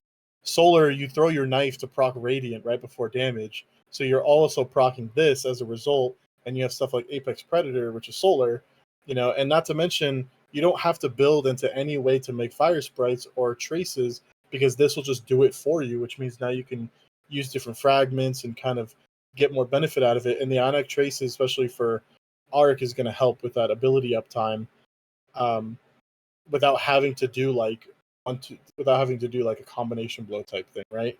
So like, and same with fire sprites. Now you can spec into that, healing one. I think that's still a fragment, right? Where you pick up fire sprites and you get resto. You could spec into that freely and then this will just make it for you. Like, there's a lot of benefit here. And the only thing it's really competing with is Assassin's Cowl, which, I mean, I like it. I like this change a lot. Now, it entirely depends on that damage buff. If it's not above 20%, monochromatic Maestro that's what I was kind of talking about. No, but I'm if saying it's not like, above, yeah, if it's like Maestro was in the artifact and it isn't enough, then nobody's gonna use it. But if it's something, then we're gonna use it. That value is very important to the success of that exotic. Yeah, I mean, you already have super oppressive weapons of almost every element, and so like we Oh, Vandal's internet die. Oh, maybe. Oh, you're back. Oh, he's back. Hello. Yeah, I saw my thing go red. That was crazy. So like for instance on you know what? And, oh my god! And with Dead Messenger being craftable, like wait, what? It all comes full circle, dude. You literally just throw your Radiant, like your Fan and Knives, get the reset, and you just swap the Solar Dead Messenger, and you're just like, Dead Messenger already deletes everything. It's just gonna do it even better now. Like it's just, and you're making fire sprites because, dude, this is absurd. Picking him up, it's gonna give you resto. You get the resto, then you use Empyrean, and you have 12 seconds of resto, and it's not going away. Dude, that's so easy to make a build because of the. Honestly, I literally, just from that last little bit, I feel like this last bit, the collectible objects, might be the best part. Oh yeah, because that ties into your subclass so well. This gives Void. I feel like this Void Hunter some recyclability. Infinite Devour, now. Man. You can have Infinite Devour. No Orb Gen, you don't need it. You could just. And with the change to the Smoke Nades, like the Smoke Nades last long, the weekend lasts longer. Like this is insane. Yeah, you run this and then you just swap to O-Rigs on damage and then swap off. Loadout swap. Like it's Val, you better be paying attention. I hope you got a good foe tracer. I know he's got a couple masterworked. They're probably all collection rolls. So you go ahead. I think I'm gonna be a little bit in a downer when I say this, but I think the damage bonus is just gonna be like a weapon surge. Yeah, that's fine. But the thing is though, they have stuff like Mantle of Battle Harmony that can get ×4. Sanguine that just gives you a +2 of whatever element you are, basically. and then you can also run +3 of a different element, so you get like 5 total, but 3 and 2. And then they have Titans with like the boots, the solar boots. What are they called? Yeah, Path of Burning Steps, and also Eternal Warrior. Like that stuff, I feel like Maestro has to be 2 minimum. If it's not 2 minimum, it's out. It's gone. Can't use it. Like at least for damage. I mean, for damage. But as a neutral game, this exotic just completely eclipses like Frosty's, for instance. Like Yeah, it's for just, real. Frosty's is gone. like old meta. Poetry's or new meta. Yeah. And I mean like old meta. I mean like Shadowkeep. You know, I mean yeah, like literally like 2-3 years ago. Speaking of old, trying to think, what was the season? I think it was Season of the Lost is when I had my Lucky Raspberry build. And this change definitely would have made it a little bit more effective. Mainly because from my experience with it, that inconsistency of whether or not you got your nade back or not was the most annoying thing. You could have basically you only needed a full chain. Like it was like if you don't get a full chain, you're not getting your nade back. So now it's basically a condition of how many chains you have. So basing the grenade energy gains on those chains. Each time you damage an enemy with the lightning strikes from the jolted condition, as well as each time you pick up a 9-up trace, you gain additional grenade energy. And then you've also got intrinsic overload too. This is not it for me, personally. Yeah, I think it's a good change because it's reliable. But I mean, it's hard to compare. I mean, like the Foe Tracer benefit is like Foe Tracer benefit is like way more, right? This is one nade. This is your entire subclass. Lucky, you know what? If it gave you a second arc bolt on top of this, then we're at a stable point. And on a full chain, you call down like a lightning storm. Sure. You know, whatever. But like this yeah, sure, is whatever. Not enough. Anyway. This is not enough. Yeah, what about this one? We've undone the previous nerf. Oh man. S-tier exotic. We already have all the DR in the world, so why even exactly. Why keep this nerfed? It's not gonna actually matter. There's no point. Whatever, I mean, sure. This thing honestly was always if you have so these on overrated, man. If you have these on, I'm not gonna lie, you're trolling. But that's It's you're off the day one team thing. Like that's such a no. Now the Titan ones, let me just say, the Titan one's crazy in my opinion. This mainly the first exotic, Icefall Mantle. Yeah, I think this is disgusting. Personally, that's just me, because from what I understand, it doesn't say you need to be on stasis at all. That's true. Mm-hmm. Okay, and if you go in game and you pop your wall on any subclass other than stasis, you still get the overshield, and it still does the slow pulse. Yeah. So, like, to me, Icefall Mantle is actually kind of insane. That's just me, though. You know, like, I think that's pretty disgusting because I feel like there's some decent stasis weapons out there right now. So, like, this is gonna be sick. I love that personally. The cold comfort. I actually think I was cold. Yeah, the machine gun I actually think could be a pretty good pairing with Icefall because that's your damage right there, and you just head clearing like crazy. Yeah, I mean, the new stasis wayframe. Yeah, that's a great pairing too. Dude, the stasis wayframe plus cold comfort, and with the changes to Envious Assassin. Like, hello? Like, this is kind of disgusting, man. I'm suddenly in a Titan meta. Man, wouldn't that be something? It's flipped. If only it reloaded your gun, too. Yeah, true. We'll get to that, though. We'll get to the exotic that reloads with Warlocks. Yeah, sure, yeah. But, Doomfangs... I like how they have, like, a unique way. You know, each one, like Icefall is class based, it's class ability, reactivating it. Doomfangs on Void, it's your melee. Burning Steps, it's your nade on Solar. It's kind of funny that like Void is typically like the class, but it got Yeah. melee. Eternal Warrior, it's funny, they're like, since the exotic only grants it on your super automatically, we're just gonna make it 30 seconds instead of 10. Which That's is so insane to so me, long. dude. You've Oh, half a that's minute forever. of highest tier damage bonus. Half a minute. That's so absurd. Yeah, And I like, could oh, that swap on like PvP could be if you don't die in your super, you just come out of it and you're just walking around with like two tapping arcane cannon or something. and I could see Doomfangs, honestly. You just use shield bash, and you just shield bash one ad, max void damage, basically. Like, I can't imagine. It doesn't seem that difficult to set up. I mean, the shield door doesn't do that much damage, so if you're really trying to like guarantee the proc, I think shield bash is the way. And I'm actually curious if when you have an overshield, because when you have an overshield, getting melee kills counts as like an ability kill, doesn't it? I don't know. I think it does. Maybe. Like the void effect on your fist. I wonder if that counts, because if that counts, then that's also sick. Mm-hmm. So, Path of Burning Steps. I mean, I guess, like, I feel like you would, unironically, I feel like you would just run like a bonk hammer build, and then like you throw your nade, get the bonus, get all the damage, and then just bonk a couple ads to get your grenade back with like impact induction or something. Mm-hmm. Yeah, because I would say like instantly. The thing that this exotic is missing is kind of the thing that Foe Tracer has, which is that kind of like self-sustaining concept built within it. Yeah.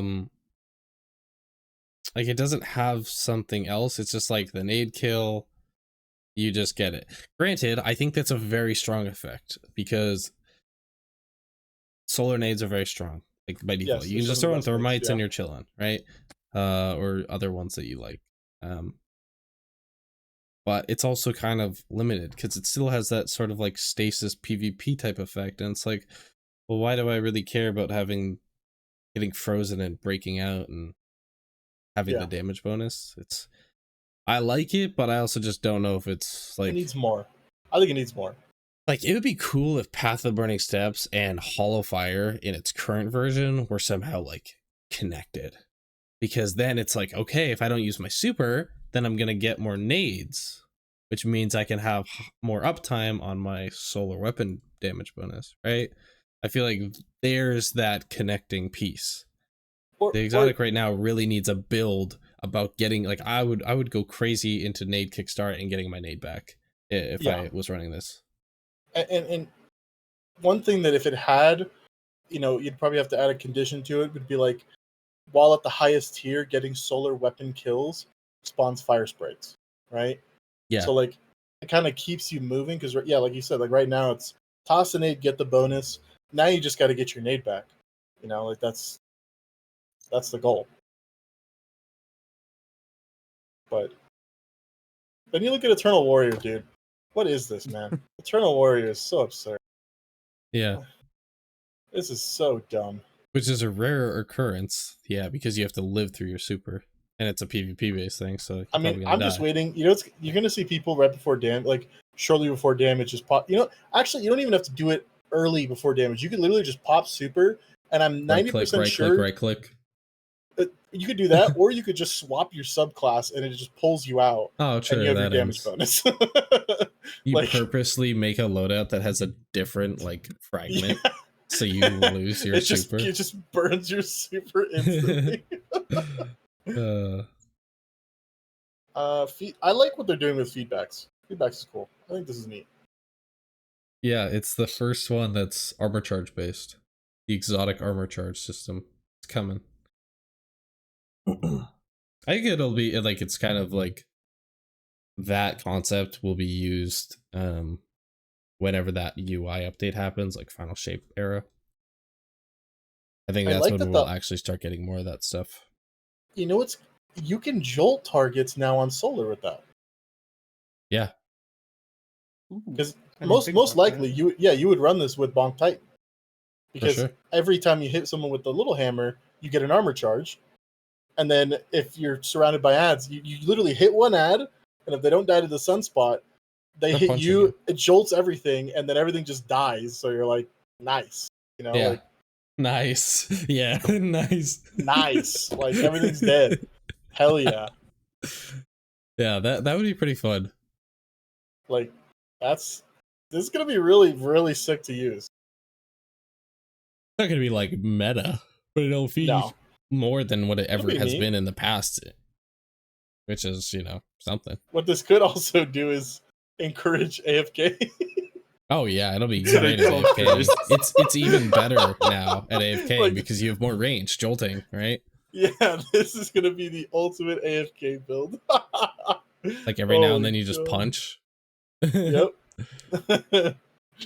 Oh, that's gonna Oh be funny. man. Hollow Fire building into Hall of Fire we don't really know sunspots. about. All we know is that they essentially were just like, yeah, there's no reason to run Hall of Fire when Heart of Inmost exists, even with the nerfed version. Okay, yeah. So what are they gonna do? So they're just changing it to basically be more about sunspots, but you're also still gonna keep your ability regenerate with the super. So I 2 sunspots. the build Could into be cool. sunspots, it has to beat Phoenix Cradle. Like I don't know. Sure, okay, I think with You the know, ability Cruz, regenerate, what it if- could already be instantly better. but that's why your super is full, sure. But like what I'm thinking of is, what if they bring back the weapon damage bonus with this on? Only Oh. for you. Or No extra while time? you're That would suck. while you're in a sunspot, like while you have Sun Warrior, you get like some kind of surge value, maybe. I don't know. I just don't know what they could put to sunspots to make this usable. Like it just I don't know. it would need I to feel be like it big. just might be like making more, because it's just like that will let you build more into sunspots. We think you'll be making many more.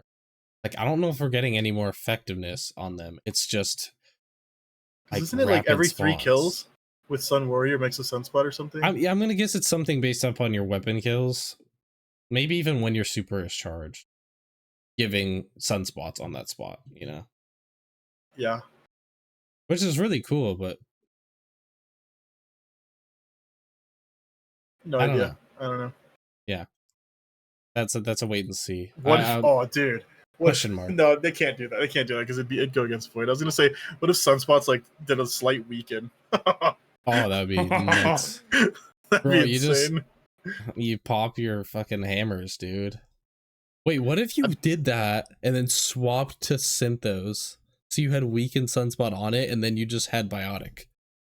That would be insane. Oh my That'd be one of the God. highest damage supers in the game.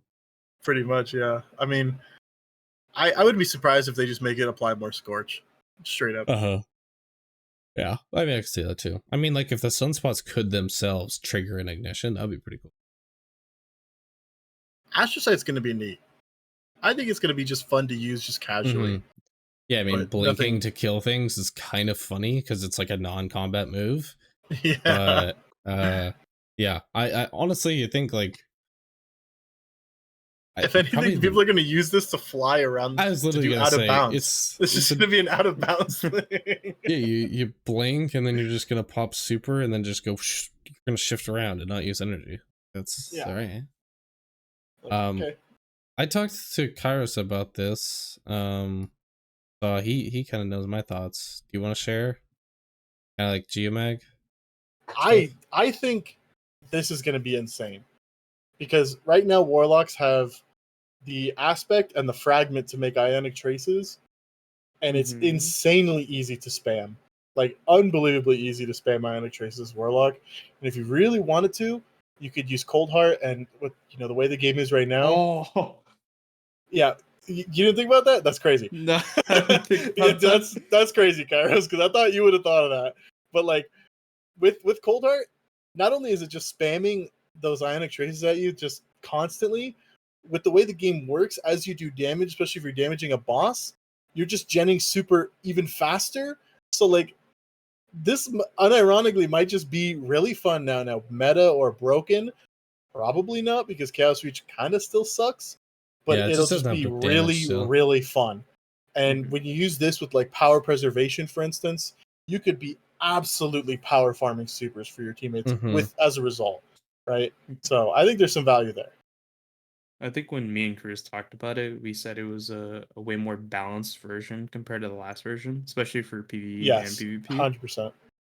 Because you have to get more kills, and I feel like that's a lot more balanced rather than just running and doing nothing. And you know what? You know what's again, if you got to read these carefully, it doesn't say while in an arc subclass. Wait a minute. Think about that. That's probably something they're gonna add later behind the scenes. I'm just saying there could be a world where you know you do a quick swap and you need a super quick, and let's say you're doing I would only see this happen in like a low min, maybe a solo dungeon, where you put these on and you bust out the cold heart and you just start lasering things and then get your well back really fast. But then again, everybody else could say like just use sunbracers. It's like, well, if there's not a lot of ads to kill, insane. then yeah, I don't know. There's just case. Yeah, right. Like there's I don't know. There's things to think about there. Yeah. My biggest thing that I was when I brought up initially and read this was I think it's great design for things where you can't armor swap. So it's like, oh, I want to run geomags, but I've always hated the fact that it's only useful when I have my super. Well, now you have some benefit when you don't have your super. It's getting more super just when you do ionic traces. Okay, now, hey, I'm going to build into those ionic traces to further emphasize that benefit so I get even more super. That's like the gameplay loop that like every single like Curus needs. Storm Dancers has it by having its own self regen, but just like those things that you can just have some benefit when you don't actually have your super. I mean, you could also even use this with Delicate Tomb, not just Cold Heart, right? Yeah. So because that also makes traces also. So the arc fusion rifle from the Pirate season. Yep. Yeah. And I completely agree. Like this gives more agency to Geomags, and yeah, you don't feel useless 70% of your superpower. Yeah, whether it's a meta or not, it's way better design. So like kudos to that, because I would love that type of design on every single, super altering type of thing. It's pretty much like another version of just giving you your super bet. But it's a little bit more gameplay focused rather than, or not say gameplay focused. It's more out of super focus versus the other ones where it's like, if you have an efficient, effective super, we'll give you more super. Right? That's what like Storm Dancers is. That's what O-Rigs is. And okay, Wings of Sacred Dawn. I just want to talk about. Do you want to read it first, and then I want to talk about the weapons? Sure. Leaning into the orbital weapons platform fantasy, we wanted to help players have a way to stay aloft longer, especially in target-rich PvE environments. Typically, reloading was the main cause for a float to end. This exotic now automatically reloads solar weapons, including the one you're holding, from reserves each time you get a kill while aiming down sights. Try this one out with Xenophage. It doesn't say anything about being in the air again. Now automatically reload solar weapons from reserves each time you get a kill while ADS. Yeah, the more you start to like read these and actually start to like really nitpick maybe what they're just saying. Bad at wording. No, I talk about staying aloft, but that's not our problem, okay? No, I know it's not. It's it's Dev Armor Team's problem. Looking at that now, it's not meta. I don't think it'll be meta, but it'll be wicked amounts of fun. Okay. Just imagine there's 3 weapons in mind, okay? And I know Sunshot is not one of them, surprisingly, because Sunshot's already just really good. I'm thinking of Vex Mythoclast, okay? And with Empyrean, Radiant, and Resto. And just with shooting that forever. same combo, Vex Mythoclast, and the second one is Teraba, okay? Yeah, Teraba with Ravenous sure. Beast. Bro, yeah, you'd keep Ravenous going for a while. And then the third one, wait, does the last one start with a T? Yes. Does it go Amis? Yes. Is it Amis? Yeah. Tommy's Batchbook? Yeah, it rhymes with Bommy's Batchbook, okay? I love Bommy's. I thought about that one too. is going to be so fun with this, because now you can actually reload Tommy's Matchbook and get the full fire benefit, the damage amp, the scorching, radiant, resto, like all that kind of stuff while on Solar Warlock, and you can do it flying, and it looks like you can do it while not flying. So like to me, that's sick, dude. That's super sick. Yeah, I mean, from reserves, primary weapons have infinite reserves, so you could literally just like, oh man, because you like using that in the thrallway, just getting down thrall for an hour. I'm actually super hyped. New for this AFK exotic. macro? Just kidding. Maybe, like, man. Who knows? I'm super excited for it, man. I actually think it's gonna be really fun. Yeah, I mean, Xeno's obviously the main choice here. Yeah, it's easy to think about Xeno. It's kind of funny to think about. You could technically use it with like the worm as well. Oh yeah, 100%. You just ADS. Boom. Wait a minute. Boom. and Gallarhorn, like same thing. Oh my.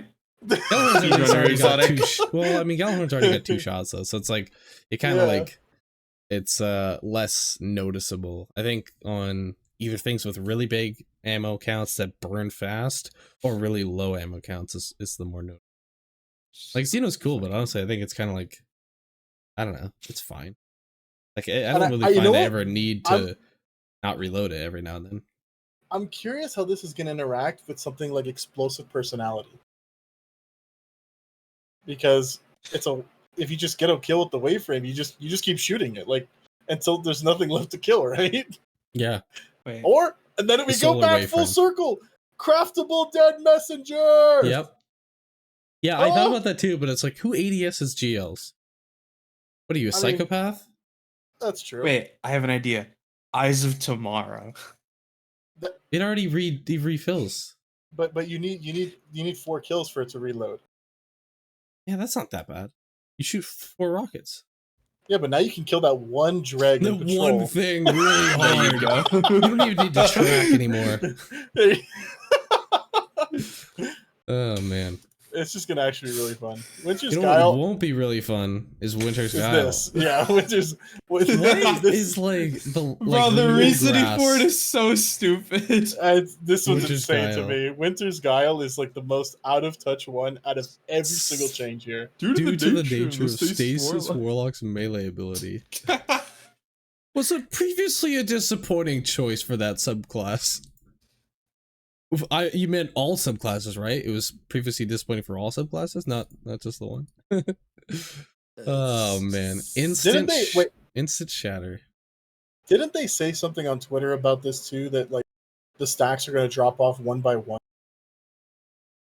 That's pretty crazy. Then. I think they said something like that on Twitter. Because if that's the case, then no, I'm pretty sure that was bait.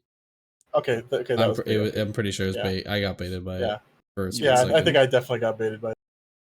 I mean, it sounds too good to be true. That's why I was like, maybe. Yeah. But no. No. Yeah. Dude, I can't wait for the shatter, which normally did probably like, I don't know, maybe 100 damage. It's gonna do 125 damage. Hell yeah! It's gonna be crazy. And you know what? Hard read here. It's bugged with the fragment that increases shatter damage. It'll be bugged, guaranteed. And self damages. Yeah. You'll blow yourself up. Yeah, you freeze a thrall and you just stand next to it, it just kills you. You freeze it, you go to punch it, it blows you up. It's still there frozen. It doesn't even die. It comes out of freeze like, wait, what just happened? The timer starts going down. 3, 2, 1. Darkness consumed you. Yeah, so that's like the big thing. Tower barricade, so this is mainly it's a PvP based change, but it will affect PvE, which means I pretty much think there's no reason to use tower barricade unless you're on Bastion, because Bastion isn't getting that increased timer. What is funny though, because once upon a time we were all Rallycade, right? And then they took away autoloading and it was okay, go big tower because small one's pointless. And then we were on tower and barricade for 4 years, and now we're already back to rally barricade. Yep. Yeah, that's a fat cooldown. Okay, 22 more seconds. Sheesh. That's almost half of the initial cooldown. Yeah, that's rough. Knockout is OP, so they're nerfing it to hopefully not one hit people, and Thunder Crash is getting a slight cooldown, mainly because or a slight cooldown increase because it can be too annoying in PvP. It's kind of sucks, but whatever. I don't know why Thunder Crash in PvE has to catch strays like this. All good. Suspend. Yeah, Suspend's OP. We all know it. It's way too long. This nerf is coming for a long time. Yeah, and they're really ticking it down. I mean, like versus champion combatants at 3 seconds. It's like, ooh, 4 seconds with the aspect or the fragment. Wow, I honestly don't even know if that fragment is really that worth it, to be honest now, because I don't so. Like the amount you're getting isn't nearly as much anymore. 5 to 7 for everything else, and 3 to 4 for champions. Yeah, it's kind of whatever. This one is okay. The snap damage though. Oh. That's interesting. I'm kind of curious if there's a way to increase the damage of that. I don't know. I bet you its class is something super strange, but the 67%, that's a pretty big chunk. Mm-hmm. Like, because right now when you try to like suspend like a strike boss for, it does it does a healthy chunk by itself right now, and 67%. I don't know, man. It might be kind of sick, but I mean, it just might actually do something. I would say noticeable now. It'll actually have like its own effect on enemies that can't get suspended, right? Because that's kind of, I think that's the point. It's like, okay, we know it's kind of useless here. Let's give it some more damage, because now when you pop your Titan wall and it flies into a boss, you don't just do 1,000 damage. I don't know. Yeah. You know what? Slight hard read here. Having 6 people throw a bunch of suspend nades at a boss, well, bug this out and insta kill it. Given the Wither Horde glitch, It'll make it suspend. That'd be suspend Atheon. Suspended. Yeah, I was thinking IP. He just like is floating there. That'd be funny. Suspend Rolk. Guardians, what trick have you learned? Threat of Mind is the, like, when they're suspended, killing them gives class energy. It was crazy, especially on Titan, because you could just sit there and just like your 3 walls, your 3 waves would go out. There'd be a bunch of things. You just shoot them down with Quicksilver, and you'd have your entire thing back. It's honestly not that big of a nerf. Nope. At least to like, I think like the minor, which is typically who you're killing. The majors, I mean, I think it'll still be good. It's just not instantly getting your class abilities back good. Yeah. And I think Third Generation is still good too, to be honest. Like 20% it's noticeable, but it's not over. I think the way that they're talking about in the other bullet points, in which like what gets more value now, it's interesting. On the third one, they increase the efficiency of precision primary weapons to compensate, meaning, you know, stuff like Striga isn't going to get you as much. No. In comparison to using like a pulse up, you know, or a hand cannon, just shoot in the head, right? So that's going to be interesting to test and see. But I do think this is a pretty substantial nerf. It's still going to be really good if you're building. I think it's still going to be a staple, because like nades are the best thing, especially with Strand. I mean, any sort of recyclability go through nades. Kind of, no matter how small, especially something as easy as just doing damage, it's just good. It's just good. Simple as that.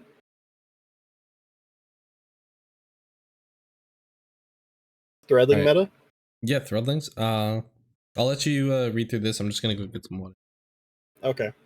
And the combination with the changes to suspend, we want to shift some of that potency to other Strand atoms to allow for more diverse options for Strand users. In particular, we're increasing the power of threadlings and Sever in PvE, and increasing the availability of tangles across all modes. I don't know about you, Kairos. When I first saw the trailer, talking about what DLC are we in? Lightfall. Talking about Lightfall, when they showed like tangles, I remember one of the first things I caught was the tangle cooldown, and I was like, 15 seconds? What the hell? That's an eternity. What? Yeah.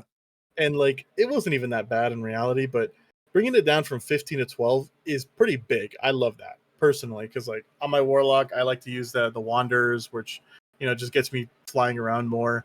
And then now that the suspend blast is a little bit bigger, we're going to talk about the little bit lower.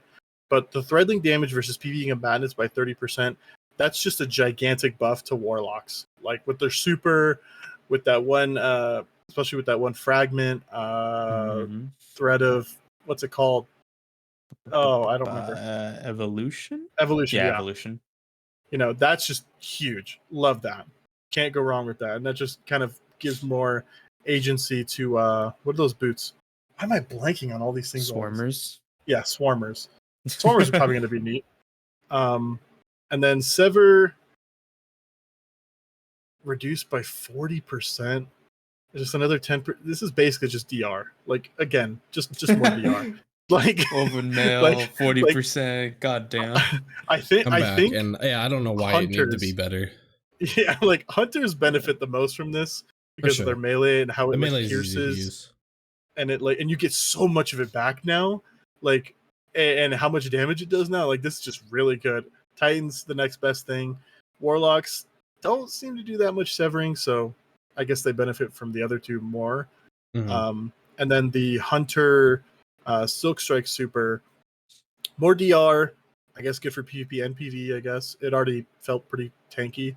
And then the suppression time between super attacks is going to be really nice, especially when you're like right clicking. And then the whole like vertical lift thing, God, that was so annoying. Like if you're in midair and you right click, you just do this weird little hop and it's like, stop. Just stop. I don't want to go up. Like I want to right click, but I don't want to go up. So that was kind of really nice to see, I guess. And then Threaded Spectre. Let's see, I gotta reread this again. That's the dodge one. The dodge. Yeah, we're just gonna scroll past this. He lasts longer, he takes a little more damage. Detecting. We're just gonna scroll past. Nobody should even use this, man. There's a new one coming out. Use that one. Good. Not good. Wander, this is an awesome change, man.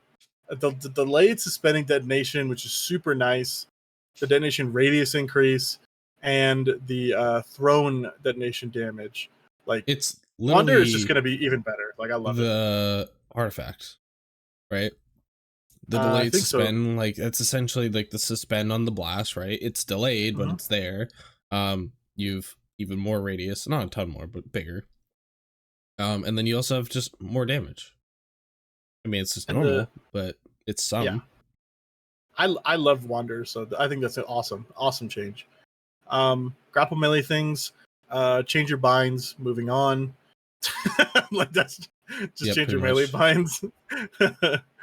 Adding more stats to certain fragments and strands to kind of help. Wisdom no longer requiring it. So just defeating a suspended target makes an orb.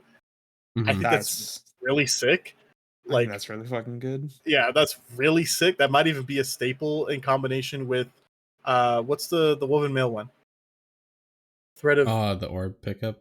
Pick up the orb. Warding? Yeah, probably. Yeah, that is just going to be like a super nice combo with that. And then good for the like hunters, because like Titans don't need it; they already have their own. But like hunters, you do the suspend, you kill them, and even warlocks, you get your woven. Yeah, and you're suspend with Wanderer. Yeah, so you pick up the orb, and there you go. Let's see. This is the Sever. Isolation. Isolation is not a thing. Don't use it. I used it on a boss. That's the only time I ever used it. Rebirth. Increase that's the finisher one. This is kind of cool. I actually kind of like this change. It's not going to be meta by any means, but it'll be kind of cool to build into like a finisher build, whether it be hunter or like specifically warlock with like Fellwinters.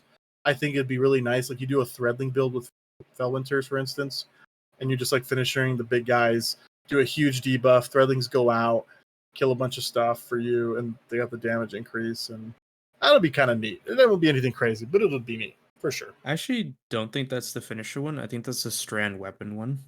That's even worse then. No, wait. No, are you sure? Yeah, I'm looking it up right now. Strand weapon blows progressive counter. Rebirth? Wait, that might be better than the finisher.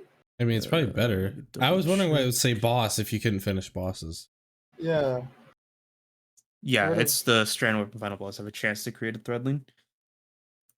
I guess if you, I guess if you built into like Quicksilver Yeah. or I like don't even Navigator I feel like you really Oh, gotta hell slay yeah. with that. with But like then- Navigator and Cenotaph, maybe. Yeah, maybe.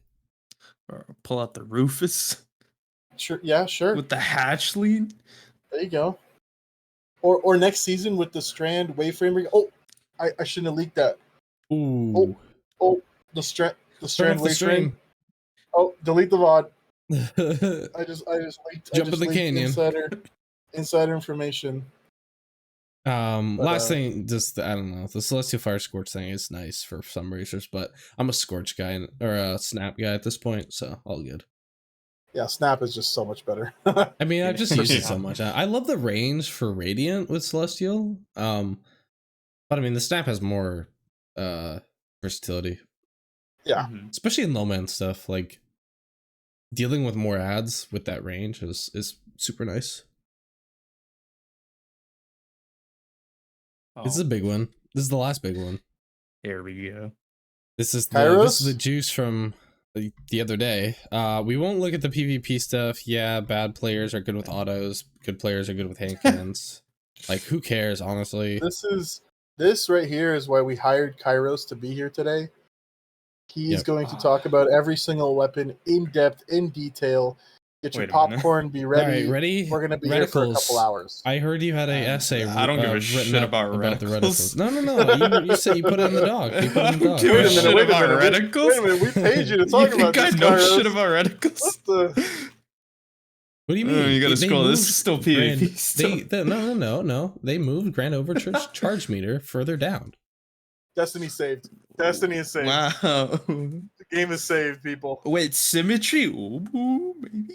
There it is. Symmetry Replace meta. the perk active hipfire reticle element. The new one should work better at different field of view settings. Let's go. Wait, symmetry plus foe tracer, Arcaner. Wait a minute. Hold the Huh? phone? Crazy. Massive yeah, damage? don't care about zoom or damage fall off, whatever. Fake scrolling. We're halfway through the article. We're gonna keep going. Even more. Custom tuned ranges. They have more range because they have more zoom. And here we go. Hand cannons. Go. Okay. So I've been hyping this up with Cruz for a while, but I secretly A think long that time. 120s might be meta now. Now that they finally get the lower reload He made speed. me get a bottom The dollar. 20% and the major enemy bars. Oh, maybe the bottom dollar might be coming out. Round robin. What else we got? I forgot. Every other 120 in this game. So they had a 15% buff beforehand, right? And now it got a 20 on top of that. So Dude, I think it's. I think that ends up making it what, like a 37.5-ish percent buff, which is like more than what the autos got, and like more than what Yeah. the pulses got. Like it's like without a doubt the biggest buff when you think about like the whole primary weapon buff that happened Can earlier this season, so- right? Can I jump in real? I just realized with the 70% buff, it might not feel like complete shit to use posterity Yeah, absolutely. Let's go. with frenzy volt shot. That's actually going to be kind of nice. Huge 180 buff we needed. Yeah. I actually genuinely do think that like there's a world where 120s are actually pretty efficient at killing majors. It's all just, it comes down. They, whether they 1 or 2 tap red bars in whatever content. Like that's what hand cannons are all about. It's how efficient are they? You can do it in anything less than 3 bullets. It's good, but if you're doing like 2 and it's almost dead, like that sucks because now that last bullet's like way overkill. And that's kind of where and- like certain frames are better. Like, oh, sometimes the 120s can be better. Sometimes the 40s. It's not all about DPS with hand cannons. It's way more about bullets to kill. And the hand cannon we got this season, targeted redaction, with the right rolls in it, and it's craftable. You know, this thing might actually be sick. There's a couple like damage perks on there. I know there was that cheese for a while with the collective perk or whatever, 2-tapping people in PvP. That was a good meme. But with these changes, that bottom dollar, igneous hammer, if you still have one of those, like Cairo said, round robin. Yeah, all very doable. You could use like True Prophecy and other kinetic ones. I don't know. It's just hard. Like kinetic primaries, sure they do more damage. It just doesn't feel as. It doesn't feel as good as like energy weapons just because of shields, right? Wait a minute, I'm cooking. What about the thread of rebirth with round robin, newly buffed? God damn it. And you put hatchling on it for even more threadling. You saying I should make a threadling build video? Maybe I should bust out the Vesper the Vesper build. You could Vesper build Strand too, yeah, and just keep yeah, I mean that's what wrists. I initially did. Yeah. Dude, I think we just cracked the code. That's it. Of course threadlings were ass when it came out though. Oh, of course. I mean, that they're honestly still not even. I remember when I said before, and I was like, I'm making it. It's like this is so dependent on if threadlings are good. They're probably not going to be good, but if they are, this build could be crazy. And then they literally like couldn't kill a goblin in the story. Yeah. Yep. I remember that. I mean, Will talked about that when we looked at Warlock. It was like if threadlings suck, Warlock's in trouble. Simple as that. Yeah, and they were. Yep. Turns out Titans were the best. And we called that too. Yeah. Go back to our Shrine episode. Yeah, watch that. And like the video. Yeah, of course. Do you think Wardens is actually going to be a good weapon? Oh man, I don't know. Like, I mean, it's competing. It's competing with like Fatebringer, dude. Like, I know this thing. Wardens doesn't bring a lot. If it's energy, it'll be like, they'll make it solar, and it's like, well, why would I use this over Zowlies, which is like the ultimate hand cannon? Exactly. Yeah, it's. I don't know. It would need something really crazy, or like, how many hand cannon shots does it take to proc like kinetic tremors? Is it like 3 or something? I think. I think I have a spare ration right now.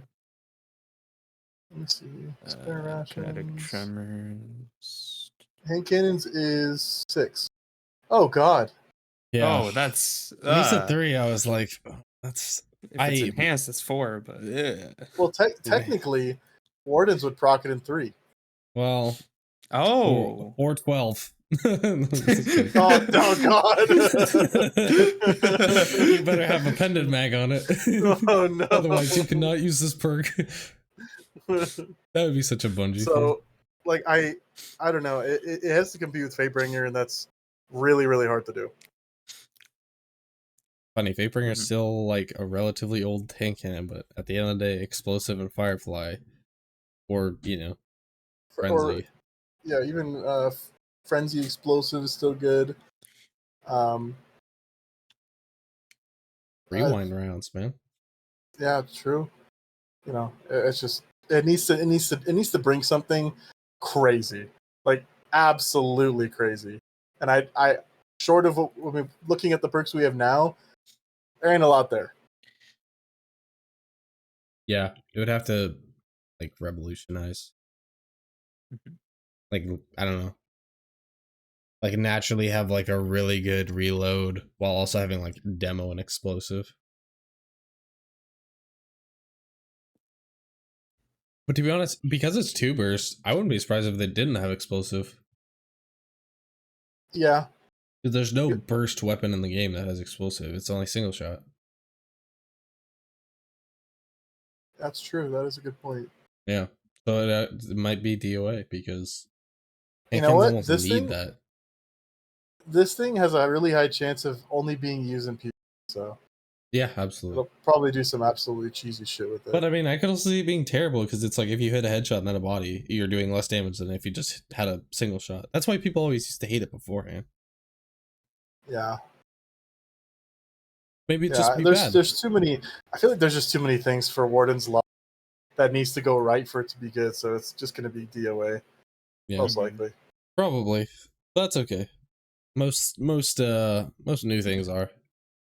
Now into what Kairos has been. He's been DMing me this whole time saying, "Can we please get to the bows part? I want to talk about bows." Yes. We are here, Kairos.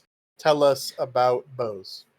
So I'm actually like really happy about the reload animation duration scaler being lowered down from 0.5 to 0.3, because very specific bows that have like frenzy or impulse amplifier, or even if you put like a reloader, will be even faster. And this is also like another buff on top of like Verga. How do you say it? Verglass curve? Verglass Yeah, curve. Verglass Yeah, curve. that 'cause weird it's got stasis bow. Yeah, the weird stasis bow. It's another indirect buff because they can't get the catalyst right to work on it. It's Yeah, I know. also And- a It's so jank huge to buff use. to Wishender. Same with Leviathans if you and have Leviathans. Luna factions. Mhm. And you know, if you are a Lamonic user, please leave. We And don't want to talk to you. Yeah, in game. In game. we don't want to talk to you. But also Tikus. And I'm not going to bring up the other bow that just happens to be the arc element because I don't believe in. It didn't use need that bow. the minimum reload No. animation change. Yeah. And if you out yourself as using that, I know you shoot. You're weird. The essentially making the bows much more hit scan like is also gonna be a nice just for use, you know. Yeah. It's a feel good change. Exactly. It's like you've got the essentially that super high velocity now, as well as like the reload animation. So reload perks actually matter now. Like that's gonna be nice. It means even like perks like rapid, you know, matter because they can actually like improve now. Rapid did nothing.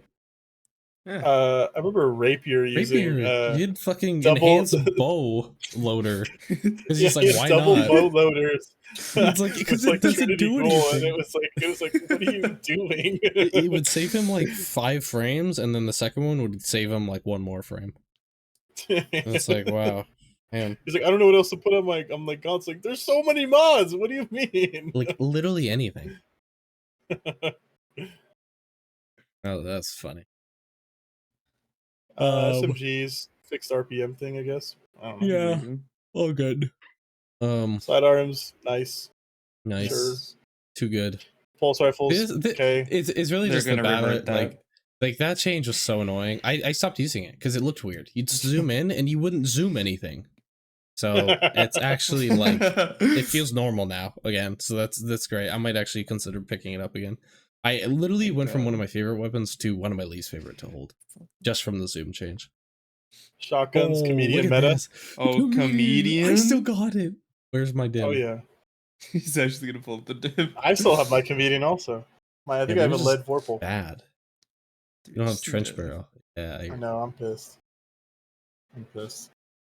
Fusions, Masterworks won't actually troll you now. That's kind of neat. Lead unrelenting, lead trench. God roll. Yeah, that decreasing damage thing was so stupid, and it's been in the game for like 2 years, 3 years, or something like that. Dude, okay, this wave frame heavy. When I first got it and I shot it to test it. Instantly killed myself and deleted it. Like I was like, never again. I'm not using this weapon again. It was so annoying. I remember killing myself during the 3-man practice because Obama and I were baking Riven with this. Yeah. But literally I had like it like hit the staff of the sword of the well and just like insta killed me. And I was like, I don't know how I died. Like I didn't move, or it was just like, you're dead. It blew up in the barrel. Yeah, that's okay, the sword changes. These are big. Very massive. Big. These are insane. Humongous. So to kind of sort of without reading this whole big post, they're basically saying they realized that the cost of waiting for the full charge to do a heavy was just too long. It was too high. And it really just made swords feel awful to use, and especially with all the nerfs that they've gone through. Now, the energy recharges after a short delay when used, but it's now faster, and the delay and all that stuff got changed. But the big thing here is full power heavy attacks can now be used with any amount of energy, including a tiny sliver. Okay. Yeah, means Which you means could spam it if you wanted to. we're going. You could Like could the old spam days. guillotine. You could spam all those swords. You could Pastor even frame. spam. Yeah, I'm gonna say you could spam Soulless Scar, Temptation's Hook. You could just send all those things flying, and that's That would actually be just gonna fun. be really funny to use and just really Yeah. fun. It won't be good. No, By any definitely means, not. it won't be You'll good. lose all your ammo after 3 swipes. Yeah, but it'll be really fun for sure. Those 3 swipes will be great. Yeah. And But then this is really just like the whole blocking change. It's all because glaives have come out. Like Yep. you have a And- special weapon that negates all the damage, but you have a heavy weapon that's also a melee thing, and it doesn't do anything. So, as much as I don't like the change because it's too much, I feel like they put themselves in that hole because of what they did to glaives. They made Yep, glaives I agree. impossible to kill. So I mean, they literally have to do it to swords. Yeah, and with the removal of guard efficiency, so now when you take damage, you don't lose energy, right? And that's important because warlocks have a sword. They have multiple swords, and I think Yeah, you can the even use it infinite block.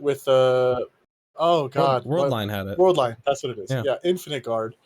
So essentially, everyone is getting a version of Stronghold. Yeah, It's pretty not much. the full version of Stronghold, but a version of it, and it's up to 90. What is it? What did it say? 92%, 95% DR. 95 and 82. So you Oh, yeah. basically, if you craft a sword for or whatever, Jesus just Christ. pick the stats that up the damage resistance, the guard Heavy guard. resistance stat, It's heavy guard. and what it is. then you just take damage, and if it's not an infinite guard, it'll drain slower.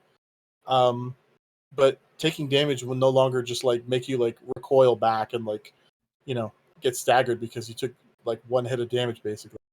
So swords are gonna be the safe option now for like a lot of things in my opinion. Like it's gonna be the go-to LFG strat because now you can just literally get your surges and then just right click. Just keep right clicking as fast as you can. Your crafted eager edge sword, put heavy guard on it. Now you have something that can skip mechanics and negate 95% of the damage. Yeah. Like the Completely Ron absurd. problem just got even more Rond. Yep. Like so in the day one, like I would advise having 2 people just run around with those swords and just block everything. Try to figure out mechanics and stuff like that. Like you literally are.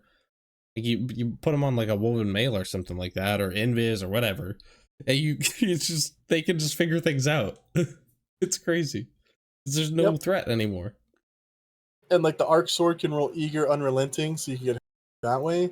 Mm-hmm. I think the other half can get eager. And what's that one perk? It's like getting a kill increases the charge rate or something like by a lot. You know what I'm talking Assassin's about? Blade? No, it's Assassin's Blade's Duelist damage. Trance. Yeah, I was gonna say I think it's Duelist. Yeah, Duelist Trance, I Sure. think. So when you get that kill, as long as you don't put your sword away, like you just keep filling that bar and just keep blocking. So disgusting. Yeah. Swords were already very oppressive in the sense of eager, and like Cruz just said with Ron, the problem just got infinitely worse, so much worse. Yeah, this is like the really one. It's not out of touch. It's just like it's just not the right direction, right? We have And we wait, have can't DR you- so many ways, and all of it stacks together. Like we're in like the opposite meta of like the Opulence days. Opulence, we had every buff stacked together and every debuff on bosses. Now we have every DR thing for us stacked, and it's like that's got to get capped too. And doesn't this make shatter skating and well skating easier too? Because you don't need full energy. Mm-hmm. I mean, if you ever liked using World Line, I mean, you could just do that forever again. Yeah, it's true. Just sprint, right click, sprint, right click. It actually Like, might be easier. Actually, honestly, for speeds, it would be better now because you don't have to put it away, wait for eager. Yeah, like this is so out of touch. Just that's the only thing I can say is this is so out of touch. I don't. Yeah, I would have sooner seen glaive blocking resistance go down to like 50% or like 40% than this. Yeah, making glaives, like committing to the defensive aspect of glaives, like I was saying earlier, kind of made them have to do this to swords. Yeah, But if they did it more the offensive route, then maybe this sword change. I think the guard change is good. It's purely this number. That's the only thing that's bad about this change. Yep. If this is 50%, I think it's acceptable. Because I think sword guarding should be something you should consider. It's one of the benefits. Yeah, you have a heavy weapon that's a sword, very limited use, but you also have a defense mechanism with it that allows you to maybe get a little bit more effectiveness out of it when, you know, played with properly. Stronghold is like the ultimate version of it where it's like, you know, you're reflecting that damage back, right? So yeah, I don't like it. I don't know. It really is just that number.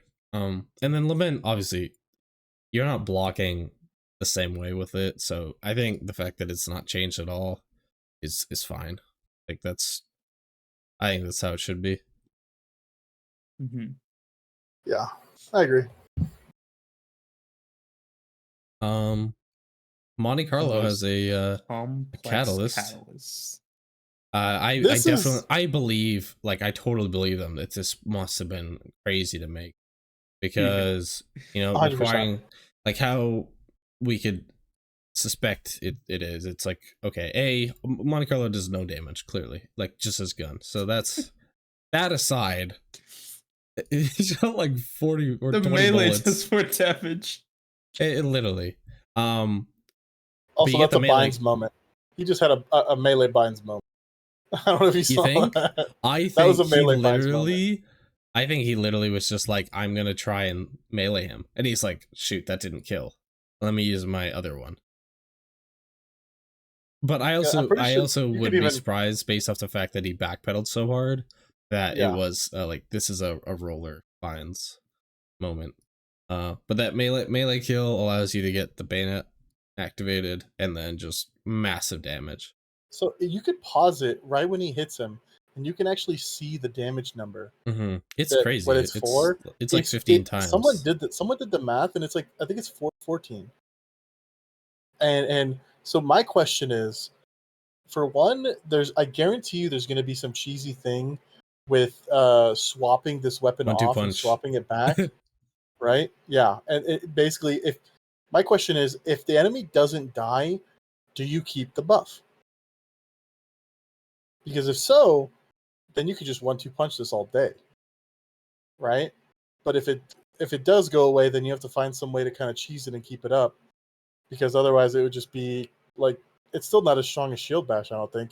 And also, is that melee affected by like Void Overshield, other things, right? So, you know, there's possibilities here, but mainly for cheese, just total cheese. Nothing like that crazy, in my opinion. Yeah, I mean, it's cool, but is there a cooldown after using the bayonet? I don't know. I don't think so. That was just his Markov changes his swashbuckler, and it gets reactivated once he gets the melee but kill. How does he? So is there a buff when he gets the melee kill? No. Like that tells him he can bayonet lock? Oh yeah. Well, it doesn't say anything here, but then once he holds R, assumably or presumably, because that's typically what you do to activate it, then it goes to bayonet locked. You can still, by the way, there's still ammo in here, so I assume you can still shoot it. I wonder if it's based off of Markov chain. While you're at ×5, you can just keep doing it. Because if that's the case, that's actually gonna be pretty fun. Does it I mean, consume that- Markov chain? No, No, it actually refreshes it. Because it's a Oh, melee okay. kill. That's what like Yeah. Markov is old swash. So when you get the melee kill, it just gives it back. I don't think so. I think it's purely based off this, because otherwise it means that after he does this, like, I think it's back in normal mode. It doesn't say bayonet locked. Well, but what I'm at, so if you keep playing it and you look at when he gets the melee kill, there's no indicator that he can do bayonet locked. No, The I mean, only fair, thing we yeah. have on our screen is Markov chain times 5, right? So that tells me, and there's no cooldown too of the bayonet after using it. There's no like red thing on his screen saying you can't bayonet No, again, yeah. which tells me I think you can just keep proccing it as long as you get 5 times 5. Maybe. And if that's the case, this is definitely I a mean, shield that bash just moment. means, I don't know, man. That seems broken then, because that means you could just That's constantly that's activate what I'm bayonet. saying. That's what I'm And saying. I Like, just I think this is a shield bash moment. Golgoroth is about to get 3 stabbed instead of 3 shield bashed. God, who would have thunk, dude? Oh man, Yeah. we're about to see every. Oh, I can't wait for all the YouTubers. Bayonet locked versus Bayonet locked versus all raid bosses. Oh, Glad's Oh instantly my gonna do God. it with like Sweat and the rest Oh of them. my Saul's probably God. gonna join them. See, I mean, it's all wonder about if getting it's, the catalyst, so and I also wonder if you proc bayonet locked and you swap off and you go back to it if you still have it. Because if you can, then 1-2 punches comes into play, and yeah, then you void shoot, over swap, shield, activate. and then I mean, hell, you could even pop a bubble on them and get the damage bonus, right? Oh yeah, So, you like, just pop a bubble and just stab. It's literally just that, and then you get another melee kill, stab, like, or Yeah, just keep like- going. It could be pretty crazy. I wonder don't if it's actually a combination blow, dude. know. Maybe. I don't think so. Isn't combination just for arc punches? Listen. I feel like this Spaghetti is code. I mean, fair enough. I don't know if you guys experience this with Quicksilver, but this I did, notice yeah. this all the time, especially with like whenever I activate that GL mode and then swap off it. So like this is gonna make it feel so much nicer to use. DMT, who cares? Two-tailed gets a technically slight DPS nerf because there's actually a third shot now instead of having the second one shoot 2, which is, I'm happy. It's how it should have been. Just hopefully you don't rocky yourself with that last shot now. Urgala's Curve is that weird bow. This thing is just jank, but I don't know. It at least works with fissures now, which is really important. Because fissures is like the ultimate glacier nade fragment. Kairos, you might know. Does the crystals affected by it, they benefit from all weapon damaging, right? I want to say they do. I remember watching something, but I was wondering if you knew. Because if so, then this with Icefall Mantles would probably be really fun. I don't think they do. I think it only works off the fragment that increases the damage. Still, I mean, Yeah. it's neat. This is such a neat idea for an exotic. It just has no place, in my opinion. Yeah. The cool thing that I like is the Shiver Quiver now activated on the slow. That's the catalyst, so it gives you the faster draw time. And hopefully with the buff to bows earlier, it'll actually make the draw time actually better. Because it feels really clunky when you use it. And that was like my first impression. And I just like hope like all these changes will actually make it better to just like fire and use, I guess. Yeah. But I still think it's like a fun weapon, not a very good weapon. Le Monarch, if you use this weapon, you probably have no friends. Moving on. Yeah, nobody likes lemon. Screw you. They made it a little less annoying, but ultimately kind of similar to Thorn. any dot is annoying to deal with in PvP. So, but to counter this, they did buff it in PvE. So at least anyone who uses in PvE, whoever you are, it's not any worse. This is definitely a buff. It's losing 30 RPM Vex, but it's also gaining pretty noticeable buff, or a pretty substantial buff. Giving Vex another buff, like that's dude, with Wings of Sacred Dawn. I know, man. What is happening? Oh, but Vex is cool. God. Like, I don't know. I like that Vex is good because I just think it's a cool gun. I want it to be good. And then you could use this with like Rain of Fire, and then literally any subclass Warlock. Oh, Rain of Fire is so good with Vex. It's like you get Radiant on Void and like whatever you. It's oh my god, it's so broken. Why? because reasons. why? I'm telling you, man. Not the auto rifle. The exotic primary meta will come sooner or later. I mean, we're sort of already in it with Striga. Well, yeah, Striga's like, already there. It's just once this ammo thing comes around, and eventually wave frames, and definitely forbearance, like, will get touched. It has to. Those go away, man. Like, yeah, exotic primaries. God, They be it, man. Tommy's is back. Tommy's essentially like it really got no different with Ashes. It just got better with out because now it's like a nice even number, right? 14 would make it a trigger that ignition slower, like from proccing. And I don't think having it be 21 versus 20 changes anything for with Ashes. But I also just don't know why they didn't just keep it 21. Why didn't they do it +6? I don't know, man. I don't know.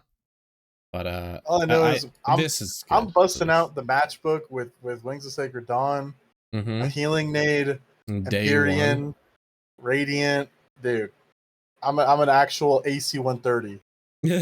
Just fucking flying. It's gonna be so sick. Iris is gonna be maining Touch of Malice in his season 22 debut. Oh, yeah. I like that it can't kill you now, but I'll let you guys talk about it. You want to talk about it, Kairos?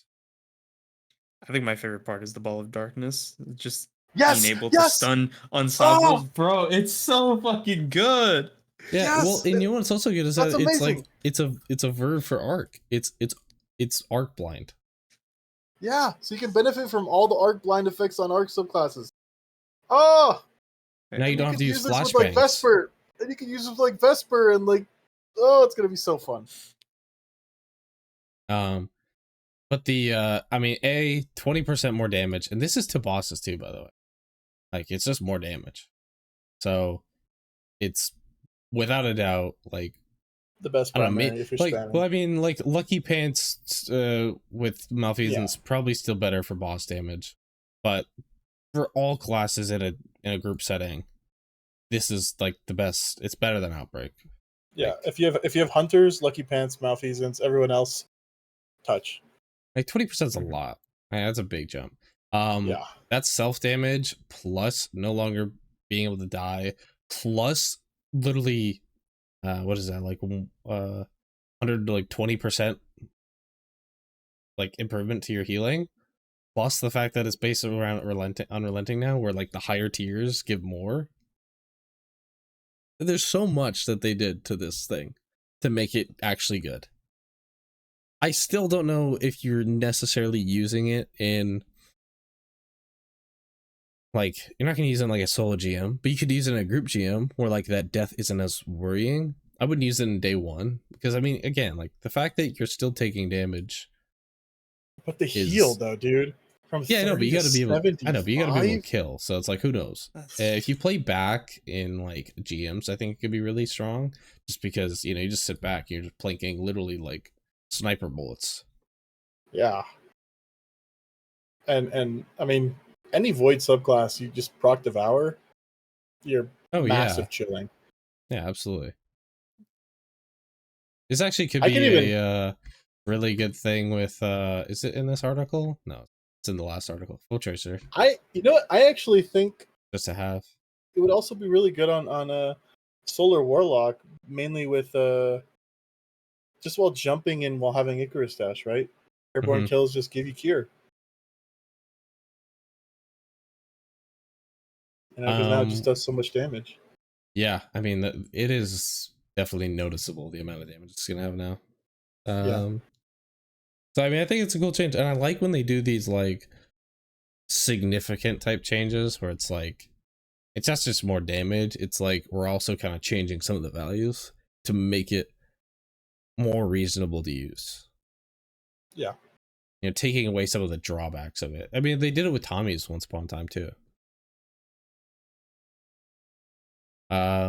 Malfeasance, nothing. Vorpal's just there. Cloud Strike, it's worse against players. That's fine. Wicked Implement, they actually are trying to make this thing better. It's hey man, let me finish. I'm trying to make it seem decent. It has Headstone now. Do you not understand that? You know how much I hate Headstone? No. Headstone is pretty dog. Headstone's super It's dog. pretty bad. It's definitely bad. It should be like a Glacier Nade. It should spawn definitely more than one crystal. And freeze everything around it. Like, give it a really big freeze radius. Just like Actually, a 15-foot wall. If they just straight up turn Headstone into like the Hunter Glacier Nade, where it's a little crystal and like the big slope, instantly a really good perk. Yeah, but it's not. Definitely. Yeah, just a dust field. It would be good. Oh yeah, it's just, it's just a little dinky crystal. I'm gonna shoot it twice. Boom. Oh, but you could proc Unrelenting on whatever that hand can's called. I can proc Unrelenting with my signature on your face. Yeah, true. Unrelenting, yeah. Yeah, I don't really care. How do you say this, by the way?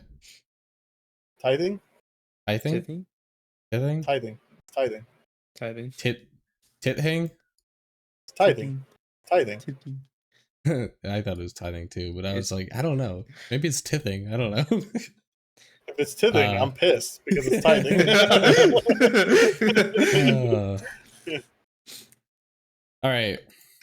I'm gonna scroll up to find who said it. Yeah, someone said it. Surely he's here after 3 hours. Yeah, surely you're here. Jay Ruth, are you here, buddy? We're about to talk about your bipod. Sorry, it's been 3 hours. And the TLDR bipod? 3 hours? The fuck? Yeah. Yeah. TLDR bipod still sucks. I don't know, Still man. I'm well, of course, but that's not its design. Like it's more. I don't necessarily like the approach of bipod by giving it a bunch of ammo. I'd much rather it be like how old tripod used to work in D1, where it's just bigger mag. Yeah. But it's essentially creeping into the GL territory where it's I want weaker rockets but more of them. So I want to shoot it at 3 different sections rather than the same guy 3 times. Like the moment you start doing that, yeah, you're supposed to be using a damage perk. Like you're not optimal. But I have the versatility by doing something else. So I think 25 is probably a good number. I mean, to reduce it to, I think 20 would be ideal just for making it better. I agree with you, Cruz, but right now, the only reason people have this rockets with these is so they could swap to an exotic and keep most of which is also really cool. I hope they don't mess with that because it's kind of broken and I like it. Yeah, it's the only reason I've never even abused it. Like you can abuse it in like dungeons, like solo dungeon if you wanted to, because you could like have no ammo, swap, grab with bipod, then swap to levies before damage. You're gonna have max or Xeno even. But yeah, I don't know. Maybe I think I could see another day like where it doesn't get the use and it's 20 or 15% less damage. Yeah. But it never should be like the DPS role, because if it's the DPS role, then it's also the best ad clear role. So it's like it's just the best perk. I almost wonder if bipod I don't like the fact that it's like a GL. I don't think it should be like the GLs. GLs should be like GLs, and rockets should be like rockets. I mean, if they wanted to go into the GL, they could have just give it procs rounds, kind of like like D1 Truth, and then that way it eliminates the impact damage, and then just while bipod is at with bipod, like the explosion radius is like increased substantially. So then like you don't have to go like because right now this perk is jumping through hoops for no reason, in my opinion, none at all. Like if they really wanted to turn a rocket into a GL, give it procs, higher explosive, radius, and then it turns more into a GL than kind of what it is now. Because I would be surprised if we see bipod and chain reaction and a rocket in the next season or two. That's what I'm saying. Like without chain reaction, this thing doesn't stand a chance. To me, it's just an ammo mule. Yeah, which I mean, based off of our triangular archetype talk that we had with Alex, that's fine. It could be if they wanted an archetype like this, but having a perk do this is kind of silly. Yeah, I agree. It'd be better to have I don't know, like rename aggressives to something that represents that type of design. Yeah. Should have just been first column, and high impact should be same as other rockets. Yeah. Well, I mean, all rockets should have the same value except for the tracking ones anyway. Yeah. It should be 1x and then 1.05x. Anyway. Envious, I kind of can't believe they did this because it just makes it so easy to use. Like I understand like the sort of mental overhead of remembering to swap before the invisible timer. Maybe like getting rid of like one part of it, like the timer, showing the timer or changing it just to be like the enhanced one where you don't need multi kills and it just kills the timer. This is like really good, and it's to absurd. Me it makes that rocket cold comfort, right? Yeah, it makes it like without a doubt like the smarter move. I was someone who's a very Apex friendly. Like I was like Apex with recon in a day one makes way more sense because Envious is super unreliable. Most of the time you'll only get one extra rocket, in which case after that first rotation with that finisher, you're now doing significantly less. Like you're only gaining 2 rockets, which is what a recon setup is already going to be doing. After that second reload, you're getting the second shot. So, but now it's 3 more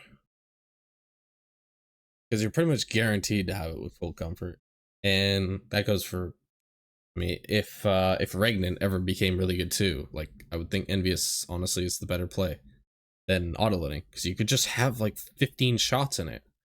Oh yeah, it's so easy. There's no timer. You can just get kills and then swap to it and then use it if you want. Even if it is overflowed, you'll still get more. And I think it's still funky with Striga because the poison for some reason doesn't count. I think I remember something about that. But you have Forbearance. Forbearance exists. So yeah, I mean Forbearance special is weapon kills. Special weapon with. Kills give more to Envious. So 1 Forbearance shot and you're big chillin'. It's just done. But now the real meat and potatoes of everything this entire episode has been leading up. Under over. Yeah, we were if waiting. You don't have this perk, you're not playing Destiny. Yeah, and you better get it to play Destiny because it's gonna be meta, especially when you go into Gambit and play against those Dark Cabal overshields and Lucent Moth. Yep. I actually would like to mess with a like turnabout under overroll and use it in the Ghost and just see what it's like. Like just shoot things, and just see what it feels like. Yeah. Because I would have just crazy overshields and quite a bit more just damage just by default. I don't remember what the damage buff is on it though. Not gonna lie. It was like idea. I think it was like 11% or 12%. That is when we tested terrible. it. Yeah, It should be it's like so 50%. It should like It's so it bad. should essentially be Arbalest. Because when I first saw it, I was like, I mean, this could be good in actually PvP against like, Bastion Titans basically, right? Nope, complete dog. And then even in game, it does like nothing. Like in PvE, it does nothing. Yeah, tragic.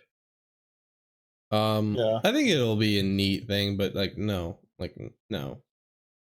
it's still too niche. it's still too niche. It was a little too niche. Now it's just too niche. Niche. It's a little too. Now it's a lot too niche. Now it's actually a little too niche. Yeah. Under pressure. Nice. Under pressure was really broken on Fusion, so they're making it less broken. Shoot to loot no longer Cool. can do this special brick funny stuff where you can just constantly have it's like with reconstruction, you could just constantly use the same brick because it wouldn't pick it up. And explosive damage works with orbs. That's good because I mean if you have a shoot to loot, you're gonna have it with explosive rounds. And this works. That means I think did they say it? I think it works with tremors now. Yes, yeah. They mentioned it. Right here. Yeah, it didn't allow. Which is nice. Now it will. Valiant charge, no fun allowed. Yeah, no fun. Like totally not necessary, but ambush. Okay. Yeah, it's funny because it's just like the origin trait, right? It's like if you this damage open combat. 10%. Yeah, it's like 10%, dude. And I don't even think we have a rocket with ambush, so it's like no. Who cares? Explosive light. You just don't get 2 on the initial orb. I didn't even know that was a thing. I'm not gonna lie to you. It doesn't matter, man. There's enough orbs, and like I don't know. Like if you want to say like the enhanced version giving 2 is a part of its benefit, fine. I would say that you're already gaining a shot, so it already has a benefit. Chill clip. This is a weird one. The second part is why. The first part the whole change is weird. You think? I don't know, man. I think chill clip on its own. Okay, well, I said this while doing the dungeon. Is that if you want it purely for like the shatter, then obviously it's like I don't know. I think the way they nerfed it, or why they nerfed it, is because the champions. But they only touched one champion with this. It was Unstops, and all they did was add one more burst of Riptide, which isn't that much. Yeah. So it's like, why? Because the slow is what's really good, in my opinion, on overloads. Overloads are probably the most annoying to deal with, right? Mm-hmm. And I mean, one burst is still applying slow. Like unless they could make it to where you. Yeah, exactly. It doesn't matter. Like any shot with chill clip is applying slow. Any slow was like.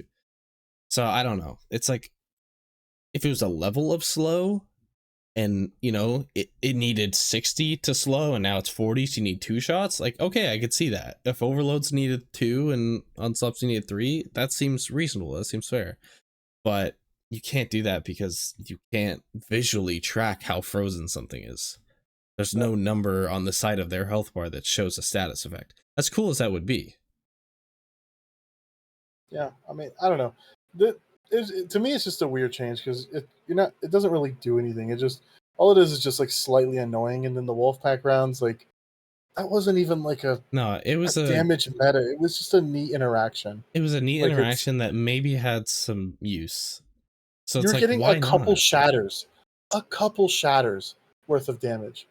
Like I just think like, why not, right? Like why not have chill clip work with it? Because now everyone's just gonna go back to using bait and switch. Like at least you had some variety with it. Yeah. Potentially, not necessarily. It was worse at this point, but like with the explosive light, it like was sometimes better depending on your shatter damage. Yeah. With this first part here, Kairos, do you know what we were talking about the other day? Mm-hmm. With the GL? Yeah. You want to bring that up? So this means if you have a chill clip lingering dread, you can no longer freeze in 2 shots. Can't even freeze at all. Okay. Yeah, you need to shoot 3 shots to freeze. At least with ambitious, Kairos and I thought of this the other day. when talking. But yeah, you even with ambitious, you have to still reload to free something. How it would definitely be dead. You're shooting a GL. That's just insane. Like that's the other thing. This is so like two-headed of a change purely because this is only made for one type of gun. It's fusion rifles. Yeah, they might as well have just changed Riptide. Just change Riptide. Everything else, sure, whatever. I mean, and Deliverance. A lot of average players use Deliverance because demo. Oh, that's true. But either way, just make fusions. Fusions with chill clip. Do this. Everything else stay the same because they inherently killed lingering tread, which is I just don't know why they touched chill clip and not, like you said, just the fusion aspect. Like I'm sure it's more difficult, but I was told Kairos, I'm like, I'm probably gonna delete my lingering dread now. Like, why would I already was competing with way too much, and now it's it was really already dead. super niche, but it was like it's cool to have a freezing grenade launcher, and I loved ambitious with breach loads, so I was like, okay, yeah, pretty sad, in all honesty. Yep. Weapon crafting, large part of the game. Yeah, we can craft some more. The crafting economy. There's actually a pretty unique thing where we basically have motes of light again from D1. I don't know how much further I have to scroll down to see that, but a little bit more, I think. Yeah, I don't want to do too much here. Wait, no, it's the first bullet point. Here.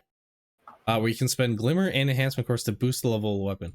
Awesome change, but it's also like, I hope you have a lot of enhancement cores because I bet it won't be cheap. This mod will increase the weapon's level directly, leaving your existing progress towards the next level. So basically, if you're at 99%, you'll boost to the next 99%. While there's no cap to how far you can boost the weapon's level to, the cost of this boosting will increase relative to the weapon, or the level of the weapon. So, in all honesty, like, I think boosting to getting base perks, for most guns that you like actually will use is probably the smartest thing. And then if you want to get enhanced, go do Shirochi. Or if you're poor, just go do Shirochi the whole time. Weapon usage is meant to be. Is this where they talk about it? Because I know at one point they mentioned Shuro, but they're increasing the amount of XP you get for yeah, what was that? Was that in this thing today? I don't think so. No, it was the other one. Scroll up a little bit. Let's see. It's the third bullet point. That right here. There, yeah. Large over increase in, which is good because it means that we can do more Vandal things and just run strikes with them rather than going to Shirochi. I've still never Shirochi. That's insane. Yep. I hate Shirochiing, but you know, it's an easy way to get it done. I just slam strikes and put on Netflix or something. Hell yeah. Hell yeah. I think weapon crafting is so bad. They should just nuke it. They were getting rid of the raid alloys. Oh. So that's nice. God honestly, there were a few Thank times where I God. literally couldn't craft because Same. I didn't have the weapons. And I'm like, I don't run raids, so I literally won't get them. Like, it's just really stupid. I don't like, man, I was running raids 3 years ago, but now because I'm running the same raids, I don't really run them that often anymore. And I don't have any of the alloys. So that's good. Removing, like, man, crafting came out with 50 extra currencies. And now we're about to end up with like 2. Glimmer and enhancement cores. Oh my god. Oh, just because we're at this point, do you think this is gonna be something? Because it's like, it says tell him hi for us here, for him, for whatever, for Rahul. In here, where's the Amara thing?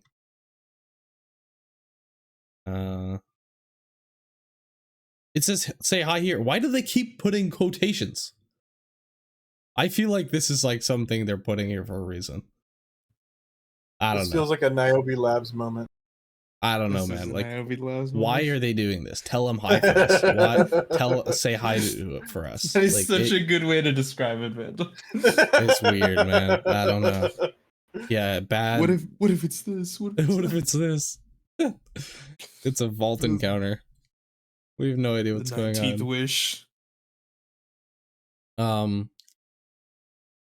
Neomuna stuff. I don't know. This is. I spent my time. I did my farming. I'm out of here. Yeah, So, dude. I finished this a getting those long weapon time ago. patterns was awful. I hated that. Yeah. Dude, slamming those was Patrols. it Legend Patrols? Good Yeah. God. You Oh, just keep loading in. Oh, I got one. Join. there was few things in this game that was as grueling as that. It was so Mhm. bad. Oh man. What did it take us, like a week cruise, or maybe 2? Yeah, I would say a week, maybe a little longer. It was actual pain.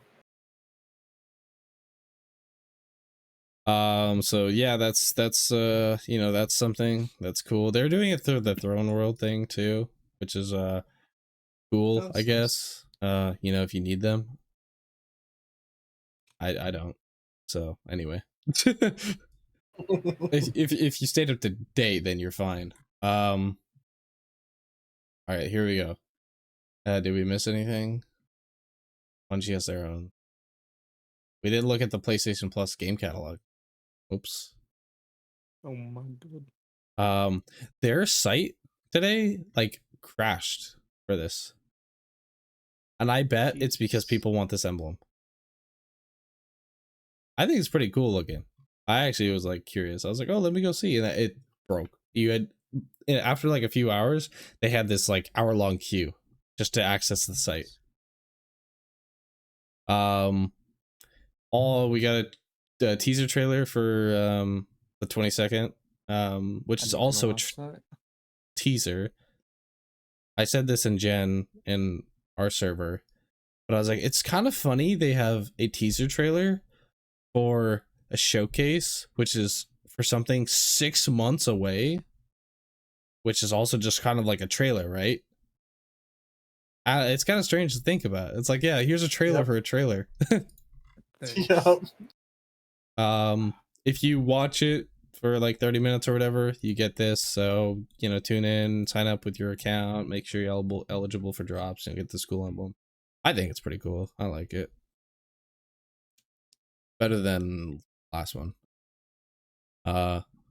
Nobody from us is in this, so yeah, Bungie should get It's salt like the in same there. 4 people, dude. It always, well, okay, it's like the same 4 people, and then a bunch of random like Xbox, PlayStation streamers that have like really casual followings. Good for them. Yeah, good for them. They made it. Say him Mahaya to Amaro. I can't wait to be a male. I mean, I'm not a male warlock. Thankfully. I mean, I'm not a male. I'm a single male. Going down the rabbit hole right now. Yeah. Anyway, we're gonna see Rapier wearing this armor, and he's gonna have booba armor on his chunky male warlock. That armor is not it, man. It's just, I showed this to my girlfriend. I was like, "What is this armor? Why did they have boob armor? This is gonna be on a male too." Of the coconut shell like bra meme, like oh yeah, like you know what I mean. That was the first thing I thought of when I saw it. I was like, "This is they so definitely weird." look like coconuts. K6 coming back. Let's go. This thing's kind of cool. They're expanding the tower. Special deliveries. I don't think although what's also weird is that you can just go talk to Rahul and Banshee. Right? I think it's walk just easier. To this, I think it's just easier for them to just give us items this way, because the way they were doing it before was so scuffed. Yeah, it was so scuffed. Like, dude, my Amazon Prime stash. Oh yeah, I know, right? That's why they had to delete it, man. Because Amanda's like, I have 12 pages. I'm not supposed to have more than 2. That's hilarious. Get those gains. Hell yeah. That actually kind of tilted me when I read this, not gonna lie. Yeah, play the game, whatever. And yeah, check out this metal cover. It's actually pretty cool. I it's didn't watch metal? this. Hold the phone. Yeah. I gotta check that out. Yeah, it's a metal cover. I'll play a little bit. I think that's it. It is it. We made it. I love metal covers of Destiny soundtracks. Oh, this is really... You're gonna copyright strike the fuck out of your video. No. I don't have a following for that. That's such a pass sick them image. over. I didn't even see this. This one? It is Yeah. pretty cool. This one's also pretty sick. I like that fishing pole. Oh, I like this a lot. Yeah. It's so simple. All right, and that's it. We made it, boys. We finished episode 22. Yes. Pretty much that's our recap for this season. I mean last episode we did talk about like our kind of thoughts on the season. I gave credit to Deep Dive being an actual good activity that just nobody really knows about or plays. I just hope they don't like give up on it, man. I think Deep Dive it has so much potential in terms of its structure. It's the roguelite part. Like if they exactly. keep putting roguelites into the roguelite, game, into seasonal activities, I'm down. That is for me, Deep Dives loses amazing. a lot of interest in how slow it starts. And also the water parts just adds even more slow. Which takes away from it, but that progression with like the difficulty of rooms, I love that. And then you also have the ability to make each room harder itself by having the optional objectives. I would love something that started at the difficulty of the second room and went to like 5 rooms, almost like Prison of Elders but was a little bit more like take the concepts of Prison of Elders, Deep Dive, and the Infinite Forest, mash that up together. And that is like a core future Destiny design. I think that would be amazing.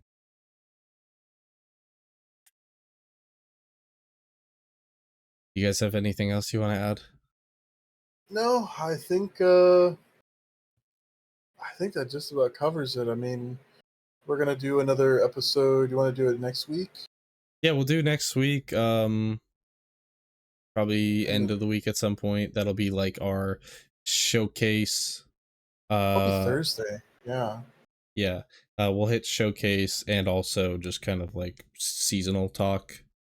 I honestly, usually week 1 of season, like obviously we'll be trying out new things, but you don't really have enough time to really like be like, how is Foe Tracer? How is this change? How does that feel? What are hand cannons like? So I will be talking about Wings of Sacred Dawn though. Wings of Sacred Dawn. Oh yeah. Well, I mean, at that point, we'll know the questions about like the catalyst from Monte Carlo. I'm sure I'll play some strikes. And I hope that's not the only, because we get like 1 a season. I hope that's not the one. I hope there's another one that randomly shows up. Because those are always kind of nice. Like just like we go in, we check the 1K. collections, and we're like, oh, this got a catalyst. Yeah. Also, perks, weapons, whatever we get. We'll go over all of that. So, and Kairos will be joining us again because, like I said, we're transitioning to him being the new co-host. Yeah. So congratulations, Kairos. Yeah, he didn't sign the waiver yet. There's a waiver? He did. There's a waiver just in case I have to, sign something. Just so the off chance you body me over a stupid opinion. Yeah, maybe. No, I'm pretty nice. I'm pretty nice. Okay, that's it for episode 22, the end of Season of the Deep, aka season 21. We will be back. Do we even know what next season's called? It's called season of the Carlos. I don't even.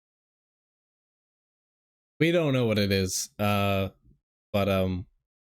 yeah, we'll Vandal and I will be back giving our thoughts. And yeah, we might even do some like pre-raid talk a little bit too. Just kind of like what we're thinking, because at that point we'll also know what the raid is. So finally, enough speculating that it's Greta. So yeah, thanks for being here in stream. Thanks for listening on YouTube. For those who are watching afterwards, hope you guys enjoy the showcase and the launch of the new season. And good luck in your drops for Cold Comfort, because probably going to use that in the day one. So with that being said, we will see you next time. Thanks for listening, guys. See ya. See ya.